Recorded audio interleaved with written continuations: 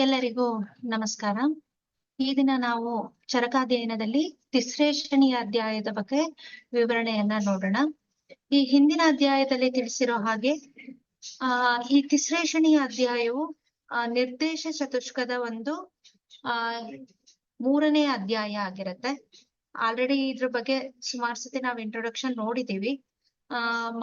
ಕುಡ್ಡಾಕ ಚತುಷ್ಪಾದ, ಮಹಾಚತುಷ್ಪಾದ, ತಿಸ್ರೇಷಣಿಯ ಅಧ್ಯಾಯ, ವಾದ ಕಲಾಕಲೆಯ ಅಧ್ಯಾಯ, ಈ ಮೂರು ಅಧ್ಯಾಯಗಳನ್ನ ಚರಕ ಸಂಹಿತೆಯ ನಿರ್ದೇಶ ಚತುಷ್ಕದಲ್ಲಿ ನಾವು ನೋಡ್ತೀವಿ. ಈ ಅಧ್ಯಾಯವನ್ನ ನಿರ್ದೇಶ ಚತುಷ್ಕ ಯಾಕೆ ಹೇಳಿದ್ರು ಅನ್ನೋದು ನೋಡಿದ್ವಿ. ಕುಡ್ಡಾಕ ಚತುಷ್ಪಾದದಲ್ಲಿ ಚಿಕಿತ್ಸೆಯನ್ನ ಸರಿಯಾಗಿ ಮಾಡ್ಲಿಕ್ಕೆ ಬೇಕಾಗಿರುವಂತ 4 ಪಾದಗಳು, ಹಾಗೆ ಅವುಗಳಲ್ಲಿ ಇರಬೇಕಾದಂತ 4 ಗುಣಗಳು, ಹಾಗೂ ಬೇರೆ ಬೇರೆ ವೈದ್ಯರು ಅವರ ಪ್ರಾಣ ಬೇಸರ ವೈದ್ಯ ಇರ್ಬೋದು, ಅಥವಾ ಮೈತ್ರಿಕಾರುಣ್ಯ ಮಾರ್ತೇಶು ಒಂದು ವೈದ್ಯ ವೃತ್ತಿಗಳ ಚತುಷ್ಟಯಗಳು ಯಾವ್ಯಾವ್ದು ಅನ್ನೋ ವಿಷಯಗಳ ಬಗ್ಗೆ ಇರ್ಬೋದು, ವೈದ್ಯನಿಗೆ ಇರಬೇಕಾದಂತ 6 ಗುಣಗಳು ಯಾವ್ಯಾವ್ದು, ಇವುಗಳೆಲ್ಲವನ್ನು ನಾವು ಕುಡ್ಡಾಕ ಚತುಷ್ಪಾದ ಅಧ್ಯಾಯದಲ್ಲಿ ನೋಡಿದ್ವಿ. ಹಾಗೆ ಕುಡ್ಡಾಕ ಚತುಷ್ಪಾದದ ಅಧ್ಯಾಯದ ವಿವರಣೆಯನ್ನ ನೋಡಿದ ನಂತರ ಚಿಕಿತ್ಸೆಯನ್ನ ಫಲಿಸ್ಲಿಕ್ಕೋಸ್ಕರ ನಮ್ಗೆ 16 ಗುಣಗಳ ಅವಶ್ಯಕತೆ ಇರುತ್ತೆ. ಅದನ್ನ ಷೋಡಶ ಕಲಾ ಭೇಷಜವನ್ನ ಸರಿಯಾಗಿ ನಾವು ಅಪ್ಲಿಕೇಶನ್ ಮಾಡಿದಾಗ ಏನಾಗುತ್ತೆ ಅನ್ನೋದನ್ನ ನಾವು ಮಹಾಚತುಷ್ಪಾದ ಅಧ್ಯಾಯದಲ್ಲಿ ನೋಡಿದ್ವಿ. ಹಾಗೇನೆ ಮಹಾಚತುಷ್ಪಾದದಲ್ಲಿ ವೈದ್ಯನಿಗೆ ಯಾವ ರೀತಿಯ ಚಿಂತನೆಯು ಇರಬಾರದು, ಅಂದ್ರೆ ಮೈತ್ರೇಯ ಬುದ್ಧಿ, ಆತ್ರೇಯ ಬುದ್ಧಿ, ಈ 2 ಬುದ್ಧಿಗಳ ವಿವರಣೆಗಳನ್ನ ನೋಡಿದ್ವಿ. ಯಾವ ರೀತಿ ನಾವು ಮಿಥ್ಯಾ ಚಿಂತೆಯ ಮೈತ್ರೇಯ ಅಂತ ಆತ್ರೇಯ ಹೇಳ್ತಾನೆ, ಅಂದ್ರೆ ಯಾವ ರೀತಿ ಚಿಂತನೆಯನ್ನ ನಾವು ಚಿಕಿತ್ಸೆಯಲ್ಲಿ ಅಳವಡಿಸ್ಕೋಬಾರದು ಅನ್ನೋದನ್ನ ನಾವು ನೋಡಿದ್ವಿ. ಅದರ ನಂತರ ನಮ್ಗೆ ತಿಸ್ರೇಷಣಿಯ ಅಧ್ಯಾಯ ಹೇಳಿದ್ರು. ಯಾಕೆಂದ್ರೆ ಸರಿಯಾಗಿ ಚಿಕಿತ್ಸೆಯನ್ನ ಮಾಡಿದ ನಂತರ ನಮಗೆ ಪ್ರಾಪ್ತಿ ಆಗಿರುವಂತ ಆರೋಗ್ಯದವನ್ನ ಇಟ್ಕೊಂಡು ನಾವು ಏನೆಲ್ಲ ಪಾಲನೆ ಮಾಡ್ಬೇಕು ಅಂದಾಗ ಅಲ್ಲಿ 3 ಏಷಣಗಳ ಉಪಯೋಗ ಬರುತ್ತೆ. ಆ 3 ಏಷಣಗಳು ಯಾವುದು ಅಂತಂದ್ರೆ ಪ್ರಾಣೇಶಣ, ಧನೇಶಣ, ಹಾಗೆ ಪರಲೋಕೇಶಣಗಳ ವಿವರಣೆಗಳನ್ನ ನೋಡಿದ್ವಿ. ಪ್ರಾಣೇಶಣ ಅನ್ನೋದು ಪ್ರಾಮುಖ್ಯತೆಯನ್ನು ಕೊಟ್ಟು, ಯಾಕೆಂದ್ರೆ ಪ್ರಾಣ ಪರಿತ್ಯಾಗ ಆದ್ರ ಮೇಲೆ ಎಲ್ಲ ತ್ಯಾಗ ಆಗೋದ್ರಿಂದ ಅದನ್ನ ಮೊದಲನೆಯದಾಗಿ ಇಟ್ಕೊಂಡು ಉಳಿದೆರಡು ಏಷಣಗಳನ್ನ, ಹಾಗೆ ಉಳಿದೆರಡು ಏಷಣಗಳನ್ನ ನಾವು ಯಾವ ರೀತಿ ಅಚೀವ್ ಮಾಡಬಹುದು, ಪ್ರಾಣೇಶಣವನ್ನ ನಾವು ಅಚೀವ್ ಮಾಡ್ಬೇಕು ಅಂತಂದಾಗ ಅದರ ಅನುಪಾಲನೆಯನ್ನ ಸ್ವಸ್ಥವೃತ್ತಿ ಫಾಲೋ ಮಾಡೋದ್ರಿಂದ ಮತ್ತೆ ಅಪ್ರಮಾದವಾಗಿ ಚಿಕಿತ್ಸೆಯನ್ನ ಮಾಡೋದ್ರಿಂದ ಪ್ರಾಣ ಪರಿಪಾಲನೆಯನ್ನ ಮಾಡಬಹುದು ಅನ್ನೋದನ್ನ ತಿಳಿಸ್ಕೊಟ್ರು. ಹಾಗೆ ಧನೇಶಣವನ್ನ ನಾವು ದನ ಅನ್ನೋದನ್ನ ನಾವು ಧರ್ಮಪೂರ್ವಕವಾಗಿ ದನವನ್ನ ಪಡಿಬೇಕು. ಅದಕ್ಕೆ ಯಾವುದೆಲ್ಲ ವೃತ್ತಿಯನ್ನ ಅಳವಡಿಸ್ಕೋಬೇಕು ಅನ್ನೋದನ್ನ ನಮ್ಗೆ ಹೇಳಿದ್ರು. ಈಗ ಯಾರಿಗೆ ಕೃಪಣಕ ಅಂದ್ರೆ ಒಬ್ಬ ಯಾವ ಮನುಷ್ಯನಿಗೆ ದುಡ್ಡಿರುತ್ತೆ ಅದನ್ನ ಖರ್ಚು ಮಾಡೋದಿಲ್ಲ, ಅಥವಾ ಯಾವ ಮನುಷ್ಯನಿಗೆ ದುಡ್ಡಿಲ್ಲ ಅದನ್ನ ಉಪಕರಣಗಳು ಬೇಕಾಗಿರುವಂತದ್ದು ಪಡೆದುಕೊಳ್ಳೋಕೆ ಆಗೋದಿಲ್ಲ, ಅವರ ಪರಿಸ್ಥಿತಿ ಯಾವ ರೀತಿ ಇರುತ್ತೆ ಅನ್ನೋದನ್ನ ಒಂದು ಉದಾಹರಣೆಯಾಗಿ ಇಟ್ಕೊಂಡ್ಬಿಟ್ಟು ಧನೇಶಣವನ್ನ ಹೇಳಿದ್ರು. ಇದನ್ನ ಕೆಲವಷ್ಟು ಆಚಾರ್ಯಗಳು ಈಗ ಬೇಲ ಸಂಹಿತೆಯಲ್ಲಿ ನಾವು ನೋಡಿದ್ರೆ ಧನೇಶಣವನ್ನ ಧರ್ಮೇಶಣ ಅಂತ ವಿತ್ತೇಶಣ ಅಂತ ಹೇಳಿದ್ದಾರೆ. ಹಾಗೆ ಪರಲೋಕೇಶಣವನ್ನ ಧರ್ಮೇಶಣ ಅನ್ನೋದನ್ನ ಬೇಲ ಸಂಹಿತೆಯಲ್ಲಿ ತಿಳಿಸ್ಕೊಡ್ತಾನೆ. ಈ ಪರಲೋಕೇಶಣ ಹೇಳ್ಬೇಕಾದ್ರೆ ಪರಲೋಕೇಶಣವನ್ನ ಇಲ್ಲಿಯ ಒಂದು ಜನ್ಮವನ್ನ ಮುಗಿಸಿದ ನಂತರ ಮುಂದೆ ನಮಗೆ ಜನ್ಮ ಇದೆಯೋ ಇಲ್ಲೋ ಅಂತ ಕ್ವಶನ್ ಬಂದಾಗ ಪರಲೋಕ ಏಷಣ ಇದೆಯೋ ಇಲ್ಲೋ ಅನ್ನೋದು ಫಸ್ಟ್ ಸಂಶಯ ಬರುತ್ತೆ. ಈ ಸಂಶಯ ತಂತ್ರಯುಕ್ತಿಗಳಿಗೆ ಒಂದು ಉದಾಹರಣೆಯಾಗಿ ಬೇರೆ ಬೇರೆ ಜನ್ಮ ಕಾರಣಗಳಿಗೆ ಯಾವುದೆಲ್ಲ ಶ್ರುತಿಗಳಲ್ಲಿ ಏನೆಲ್ಲ ಒಪಿನಿಯನ್ ಇದೆ ಇರೋದನ್ನ ತಿಳಿಸ್ಕೊಟ್ರು. ಮಾತರಂ ಪಿತರಂ ಚೈಕ ಜನ್ಮಂತೆ ಧರ್ಮ ಕಾರಣಂ ಸ್ವಭಾವಂ ಪರಂ ನಿರ್ಮಾಣಂ ಎದುರ್ಚಾಚ ಅಪರೇ ಜನಾಹ, ಯಾವ್ದೆಲ್ಲ ಜನ್ಮಕ್ಕೆ ಕಾರಣ, ಯಾಕೆ ನಮ್ಗೆ ಸಂಶಯ ಬರುತ್ತೆ ಅನ್ನೋದನ್ನ ತಿಳಿಸ್ಕೊಟ್ರು. ಅದನ್ನ ಹೇಳಿದ ನಂತರ ನಾವು ಅಂದ್ರೆ ಈ ಚರಕ ಸಂಹಿತವನ್ನ ಯಾರು ಫಾಲೋ ಮಾಡ್ತೀವಿ, ಅಥವಾ ಒಂದು ಆಯುರ್ವೇದವನ್ನ ಫಾಲೋ ಮಾಡುವಂತ ಜನರೆಲ್ಲರೂ ಕೂಡ ಆಸ್ತಿಕರಾಗಿ ನಾವು ಕನ್ಸಿಡರ್ ಮಾಡ್ತೇವೆ. ಆಸ್ತಿಕ ಬುದ್ಧಿ ಇಟ್ಕೊಳ್ಬೇಕು ಅನ್ನೋದು ಅಗ್ನಿವೇಶ ಮತ್ತು ಆತ್ರೇಯರ ಅಭಿಪ್ರಾಯ ಆಗಿರುತ್ತೆ. ಆದ್ರಿಂದ ಆ ನಾಸ್ತಿಕ ಈ ಹಿಂದೆ ಹೇಳಿರುವಂತ ಏನ್ ಕ್ವಶನ್ ಮಾಡ್ತೀವಿ ನಾವು, ಎದುರ್ಚದಿಂದ ಮನುಷ್ಯ ಹುಟ್ಟಿರ್ಬೋದು, ಅಥವಾ ಸ್ವಭಾವದಿಂದ ಹುಟ್ಟಿರ್ಬೋದು, ಪರನಿರ್ಮಾಣದಿಂದ ಹುಟ್ಟಿರ್ಬೋದು, ಇಲ್ಲಿ ಮಾತಾಪಿತರಿಂದಲೇ ಮಾತ್ರ ಕಾರಣ ಆಗಿರ್ಬೋದು. ಹಾಗಾಗಿ ಇಲ್ಲಿ ನಮ್ಗೆ ಆತ್ಮ ಅನ್ನೋದಾಗ್ಲಿ, ಪುನರ್ಜನ್ಮ ಆಗಿರ್ಬೋದು, ಕರ್ಮಫಲ ಅನ್ನೋದು ಇಲ್ಲ ಅನ್ನೋದು ಏನೋ ನಾಸ್ತಿಕ್ಯ ಬುದ್ಧಿ ಇರುತ್ತೆ, ಅದನ್ನ ನಾವು ಬಿಡ್ಬೇಕು. ಯಾಕೆ ಅಂದ್ರೆ ಪ್ರತ್ಯಕ್ಷಂ ಹಿ ಅಲ್ಪಂ, ಪ್ರತ್ಯಕ್ಷವಾಗಿ ನಾವ್ ಏನೆಲ್ಲ ನೋಡ್ತೀವಿ ಅದನ್ನ ಮಾತ್ರ ಒಂದು ಪ್ರಮಾಣವಾಗಿ ಇಡ್ಸ್ಕೊಂಡ್ಬಿಟ್ಟು ಅಪ್ರತ್ಯಕ್ಷವಾಗಿರುವುದೆಲ್ಲ ಅಪ್ರಮಾಣ ಅನ್ನೋದು ತಪ್ಪು. ಇದು ಯಾರು ಈ ರೀತಿಯಾಗಿ ವಿಷಯವನ್ನ ತಿಳಿಸ್ಕೊಡ್ತಾರೆ ಅಂತಂದ್ರೆ ನಮ್ಗೆ ಆಚಾರ್ಯರು ಚಾರ್ವಾಕ ಇತ್ಯಾದಿ ದಾರ್ಶನಿಕಗಳ ವಿಷಯಗಳನ್ನ ತಿಳಿಸ್ತಾರೆ. ಯದ್ ಆಗಮ ಯುಕ್ತಿಭ್ಯಾಂ ಅನುಮಾನ ಯುಕ್ತಿಭ್ಯಾಂ ಉಪಲಭ್ಯತೆ ಯದೈವ ತಾವದೀಂದ್ರಿಯ ಪ್ರತ್ಯಕ್ಷಂ ಉಪಲಭ್ಯತೆ. ಯಾಕೆಂದ್ರೆ ಕೆಲವಷ್ಟು ಏನು ಸತ್ಯಾಜ್ಞಾನ ಇರುತ್ತೆ ಅದನ್ನ ಪ್ರತ್ಯಕ್ಷ ಅಲ್ಲದೆ ಇತರ ಪ್ರಮಾಣಗಳು, ಆಗಮ, ಅನುಮಾನ ಮತ್ತೆ ಯುಕ್ತಿಯಿಂದನೂ ಕೂಡ ನಾವು ಸಾಧಿಸ್ಕೊಳ್ಲಿಕ್ಕೆ ಸಾಧ್ಯ ಆಗತ್ತೆ ಅನ್ನೋದನ್ನ ಆಚಾರ್ಯರು ತಿಳಿಸ್ತಾರೆ. ಆದ್ರಿಂದ ನಾಸಿಕ್ಯ ಬುದ್ಧಿಯನ್ನ ನಾವು ಫಾಲೋ ಮಾಡೋದು ಸರಿಯಲ್ಲ. ಅದಲ್ಲದೆ ಬೇರೆ ಪ್ರಮಾಣಗಳಿಂದನೂ ನಾವು ಯಾವ ಕ್ರಮವನ್ನ ಪಡಿತೀವಿ ಅದು ಕೂಡ ಸತ್ಯ ಅನ್ನೋದನ್ನ ತಿಳಿಸ್ಕೊಟ್ರು. ಅದರ ನಂತರ ಆಚಾರ್ಯ ಏನ್ ಹೇಳ್ತಾರೆ ಅಂತಂದ್ರೆ, ಯಾಕೆ ಪ್ರತ್ಯಕ್ಷವನ್ನ ಮಾತ್ರ ನಾವು ಕನ್ಸಿಡರ್ ಮಾಡಿ ಪ್ರಮಾಣವನ್ನ ಪುನರ್ಜನ್ಮ ಅಥವಾ ಪರಲೋಕವನ್ನ ಮಾಡ್ಲಿಕ್ಕೆ ಸಾಧ್ಯ ಆಗೋದಿಲ್ಲ ಅಂತಂದ್ರೆ, ಪ್ರತ್ಯಕ್ಷಕ್ಕೆ ಸುಮಾರು ಬಾಧಕರ ಭಾವಗಳಿರ್ತವೆ. ಪ್ರತ್ಯಕ್ಷ ಬಾಧಕರ ಭಾವಗಳು ಯಾವ್ಯಾವ್ದಂದ್ರೆ ಸತಾಂಶ ರೂಪಾಣ. ಈಗ ಅಲ್ಲಿ ರೂಪ ಸತ್ತಿದೆ ಅಂದ್ರೆ ಅಲ್ಲಿ ಆಬ್ಜೆಕ್ಟ್ ಅಥವಾ ಒಂದು ಪದಾರ್ಥ ಇದೆ, ಆದ್ರೆ ಅವುಗಳ ರೂಪವನ್ನ ಗ್ರಹಿಸ್ಲಿಕ್ಕೆ ನಮ್ಗೆ ಸಾಧ್ಯ ಆಗೋದಿಲ್ಲ. ಯಾವಾಗ ಸಾಧ್ಯ ಆಗೋದಿಲ್ಲ ಅಂತಂದ್ರೆ ಪ್ರತ್ಯಕ್ಷ ಬಾಧಕರ ಭಾವಗಳನ್ನ ಇಲ್ಲಿ ತಿಳಿಸ್ಕೊಟ್ರು. ಪ್ರತ್ಯಕ್ಷ ಬಾಧಕರ ಭಾವಗಳು ಯಾವ್ಯಾವ್ದು ಅಂತಂದ್ರೆ ಅತಿ ಸನ್ನಿಕರ್ಷ, ಅತಿ ವಿಪ್ರಕೃಷ್ಟ, ಆವರಣಾತ್, ಕರಣ ದೌರ್ಬಲ್ಯಾತ್, ಮನೋ ಅನವಸ್ಥಾನಾತ್, ಸಮಾನ ಅಭಿಹಾರಾತ್, ಅಭಿಭಾವಾತ್, ಅತಿ ಸೂಕ್ಷ್ಮಾಚ ಪ್ರತ್ಯಕ್ಷ ಅನುಪಲಬ್ಧಿ ಅಂತ ಹೇಳಿದ್ರು.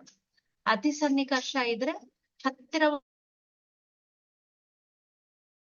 ಅಥವಾ ಅಂಜನದ ಒಂದು ಉದಾಹರಣೆಯನ್ನ ಇಟ್ಕೊಂಡು ಹೇಳ್ತಾರೆ. ನಯನಾಗತ ಕಜ್ಜಲಾದೆ, ಕಣ್ಣಿಗೆ ಹಚ್ಚಿರುವಂತ ಕಜ್ಜಲಿಗಳು ಅತಿ ಸನ್ನಿಕರ್ಷ ಆಗಿರೋದ್ರಿಂದ ಅದನ್ನ ಗ್ರಹಿಸ್ಲಿಕ್ಕೆ ಸಾಧ್ಯ ಇಲ್ಲ. ಆದ್ರೆ ಅಲ್ಲಿ ಕಜ್ಜಲಿ ಇಲ್ಲ ಅಂತ ಅಲ್ಲ, ಯಾಕೆಂದ್ರೆ ಅಲ್ಲಿ ಇದೆ, ಸನ್ನಿಕರ್ಷತೆ ಜಾಸ್ತಿ ಇರೋದ್ರಿಂದ ನಮ್ಗೆ ಗ್ರಹಿಸ್ಲಿಕ್ಕೆ ಸಾಧ್ಯ ಇಲ್ಲ.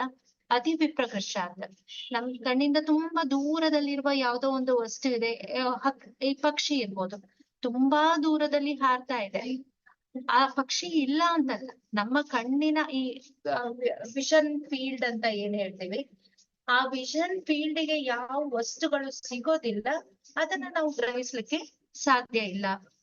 ಎಕ್ಸಾಂಪಲ್ ಯಾವ್ದಂತಂದ್ರೆ ಅತಿ ವಿಪ್ರಕೃಷ್ಟ. ಆವರಣ ಅಂತ ಹೇಳಿದ್ರು. ಕುಡ್ಯಾದಿ ಪಿಹಿತ ಘಟಾದಿ, ಒಂದು ದೊಡ್ಡ ಮಡಕೆ ಇರುತ್ತೆ ಅಥವಾ ಒಂದು ದೊಡ್ಡ ಪಾತ್ರೆ ಇರುತ್ತೆ, ಅದ್ರೊಳಗೆ ಒಂದ್ ಸಣ್ಣ ಘಟ ಇಡ್ತೀವಿ, ಅವಾಗ ನಮಗೆ ಅದಿಲ್ಲ ಅಂತಲ್ಲ, ಅದನ್ನ ಕಣ್ಣಿಗೆ ಕಾಣಿಸ್ತಾ ಇಲ್ಲ ಅಷ್ಟೇ ಅನ್ನೋದನ್ನ ಒಂದು ಯಾವ್ದಂದ್ರೆ ಆವರಣ ಅಂತ ತಿಳಿಸ್ಕೊಟ್ರು. ಕರಣ ದೌರ್ಬಲ್ಯ ಅಂತ, ಈಗ ಒಬ್ಬ ಇಂದ್ರಿಯ ದೌರ್ಬಲ್ಯತೆ ಇದೆ, ಸ್ಪರ್ಶ ಜ್ಞಾನ ದೌರ್ಬಲ್ಯತೆ ಇರ್ಬೋದು, ರಸನೇಂದ್ರಿಯ ದೌರ್ಬಲ್ಯತೆ ಇರ್ಬೋದು. ಈ ಮಧುರ ರಸ ಇರುವಂತದ್ದು ಶರ್ಕರದಲ್ಲಿ, ಅದು ಮಧುರ ಗಣದಲ್ಲಿದೆ, ಮಧುರ ಸ್ಕಂದದಲ್ಲಿದೆ, ಮಧುರ ರಸ ಇರೋದು ಸತ್ಯ. ಈ ಮನುಷ್ಯನಿಗೆ ಅದನ್ನ ಗ್ರಹಿಸ್ಲಿಕ್ಕೆ ಸಾಧ್ಯ ಆಗ್ತಾ ಇಲ್ಲ ಅಂದಾಗ ಮಧುರ ರಸ ಇಲ್ಲ. ಅಥವಾ ಈಗ ಜ್ವರ ಬಂದಾಗ ವಾತಜ ಜ್ವರದಲ್ಲಿ ಕಷಾಯಸ್ಯದ ಇದೆ, ಪಿತ್ತಜ ಜ್ವರದಲ್ಲಿ ಕಟುಕಾಸ್ಯತೆ ಇದೆ, ಕಫಜ ಜ್ವರದಲ್ಲಿ ಮಧುರಾಸ್ಯತೆ ಇದೆ.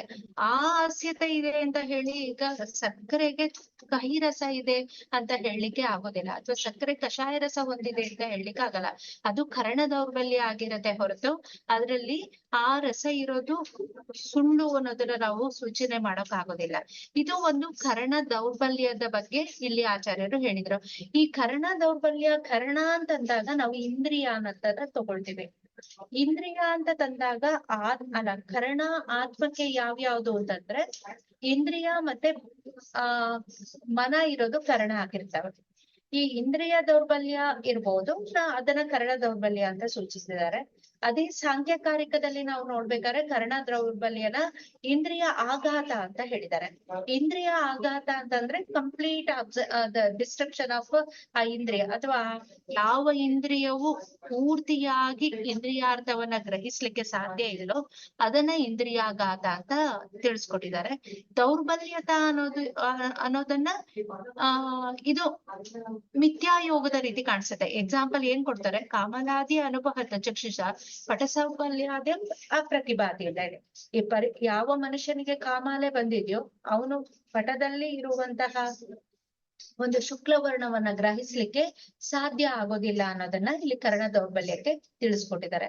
ಮನೋ ಅನವಸ್ಥಾನ ಬಗ್ಗೆ ಹೇಳಿದ್ರು. ಮನಸ್ಸು ಬೇರೆ ಒಂದು ಕರ್ಮದಲ್ಲಿ ನಿಯತ ಆಗಿದೆ ಅಂತಂದಾಗ ತಮ್ಮ ಪಕ್ಕದಲ್ಲೇ ಯಾವುದೇ ಒಂದು ಕೆಲಸಗಳು ನಡೀತಾ ಇದ್ರು ಅದ್ರ ಬಗ್ಗೆ ಗಮನ ಕೊಡೋದಕ್ಕಾಗೋದಿಲ್ಲ.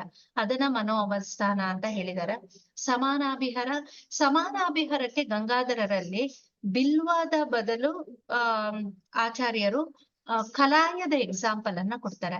ಸಮಾನಾಭಿಹರ ಬಿಲ್ವಕ್ಕೆ ಒಂದು ಬಿಲ್ವ ಫಲವನ್ನ ಇನ್ನೊಂದು ಬಿಲ್ವ ಫಲಕ್ಕೆ ನಾವು ಡಿಫ್ರೆನ್ಶಿಯೇಟ್ ಮಾಡುವ ಸಾಧ್ಯತೆ ಈಸಿ. ಯಾಕೆಂದ್ರೆ ಅದು ಬಿಲ್ವ ಫಲ ಇರುವಂತದ್ದು ದೊಡ್ಡದಾಗಿರುತ್ತೆ. ಅದನ್ನ ಒಂದು ಫಲ ಇನ್ನೊಂದು ಫಲದ ಬೇರೆಯಾಗಿ ಹೇಳುವಂತದ್ದು ಸಾಧ್ಯತೆ ಇದೆ. ಆದ್ರೆ ಗಂಗಾಧರರು ಏನ್ ಹೇಳ್ತಾರೆ ಅಂದ್ರೆ ಬಿಲ್ವಕ್ಕಿಂತ ಹೆಚ್ಚಾಗಿ ನಮಗೆ ಕಲಾಯವನ್ನ ತಗೋಬಹುದು, ಅಥವಾ ಬಟಾಣಿ ಅಥವಾ ಟೀ ಅಂತ ಏನ್ ಹೇಳ್ತೀವಿ ಅದನ್ನ ನೀವು ಎಕ್ಸಾಂಪಲ್ ಇಟ್ಕೊಳ್ಬಹುದು. ಸಮಾನಾಭಿಹರ ಅನ್ನೋದಕ್ಕೆ ಹೇಳಿದ್ದಾರೆ. ಅಭಿಭವ ಅಂತಂದ್ರೆ ಮಧ್ಯಾಹ್ನ ದಿನದ ಉಲ್ಕಾಪಾತ ಆಗಿರುವಂತದ್ದಾಗಿರ್ಬೋದು. ಸೂಕ್ಷ್ಮಾತ ಅನ್ನೋಂಥದ್ದನ್ನ ಕ್ರಿಮಿಯ ಒಂದು ಎಕ್ಸಾಂಪಲ್ ಅನ್ನ ಇಲ್ಲಿ ಲೇಖ್ಯ ಕ್ರಿಮಿಯ ಎಕ್ಸಾಂಪಲ್ ಅನ್ನ ಇಲ್ಲಿ ತಗೊಂಡಿದ್ದಾರೆ. ಇದಿಷ್ಟು ಕೂಡ ಪ್ರತ್ಯಕ್ಷ ಪಾದಕರ ಭಾವದ ಬಗ್ಗೆ ವಿವರಣೆಯನ್ನ ಈ ಹಿಂದಿನ ಅಧ್ಯಾಯದಲ್ಲಿ ನೋಡಿದ್ವಿ. ಈ ಮೂಲ ಶ್ಲೋಕವನ್ನು ಕೂಡ ನಾವು ಹಿಂದಿನ ಅಧ್ಯಾಯದಲ್ಲಿ ನೋಡಿದ್ವಿ. ಇದೆಲ್ಲಾ ಪ್ರತ್ಯಕ್ಷಕ್ಕೆ ಬಾಧಕರ ಆಗಿರುವುದರಿಂದ ಪ್ರತ್ಯಕ್ಷವನ್ನ ನಾವು ಅಲ್ಪ ಅಂತ ಹೇಳ್ತೇವೆ.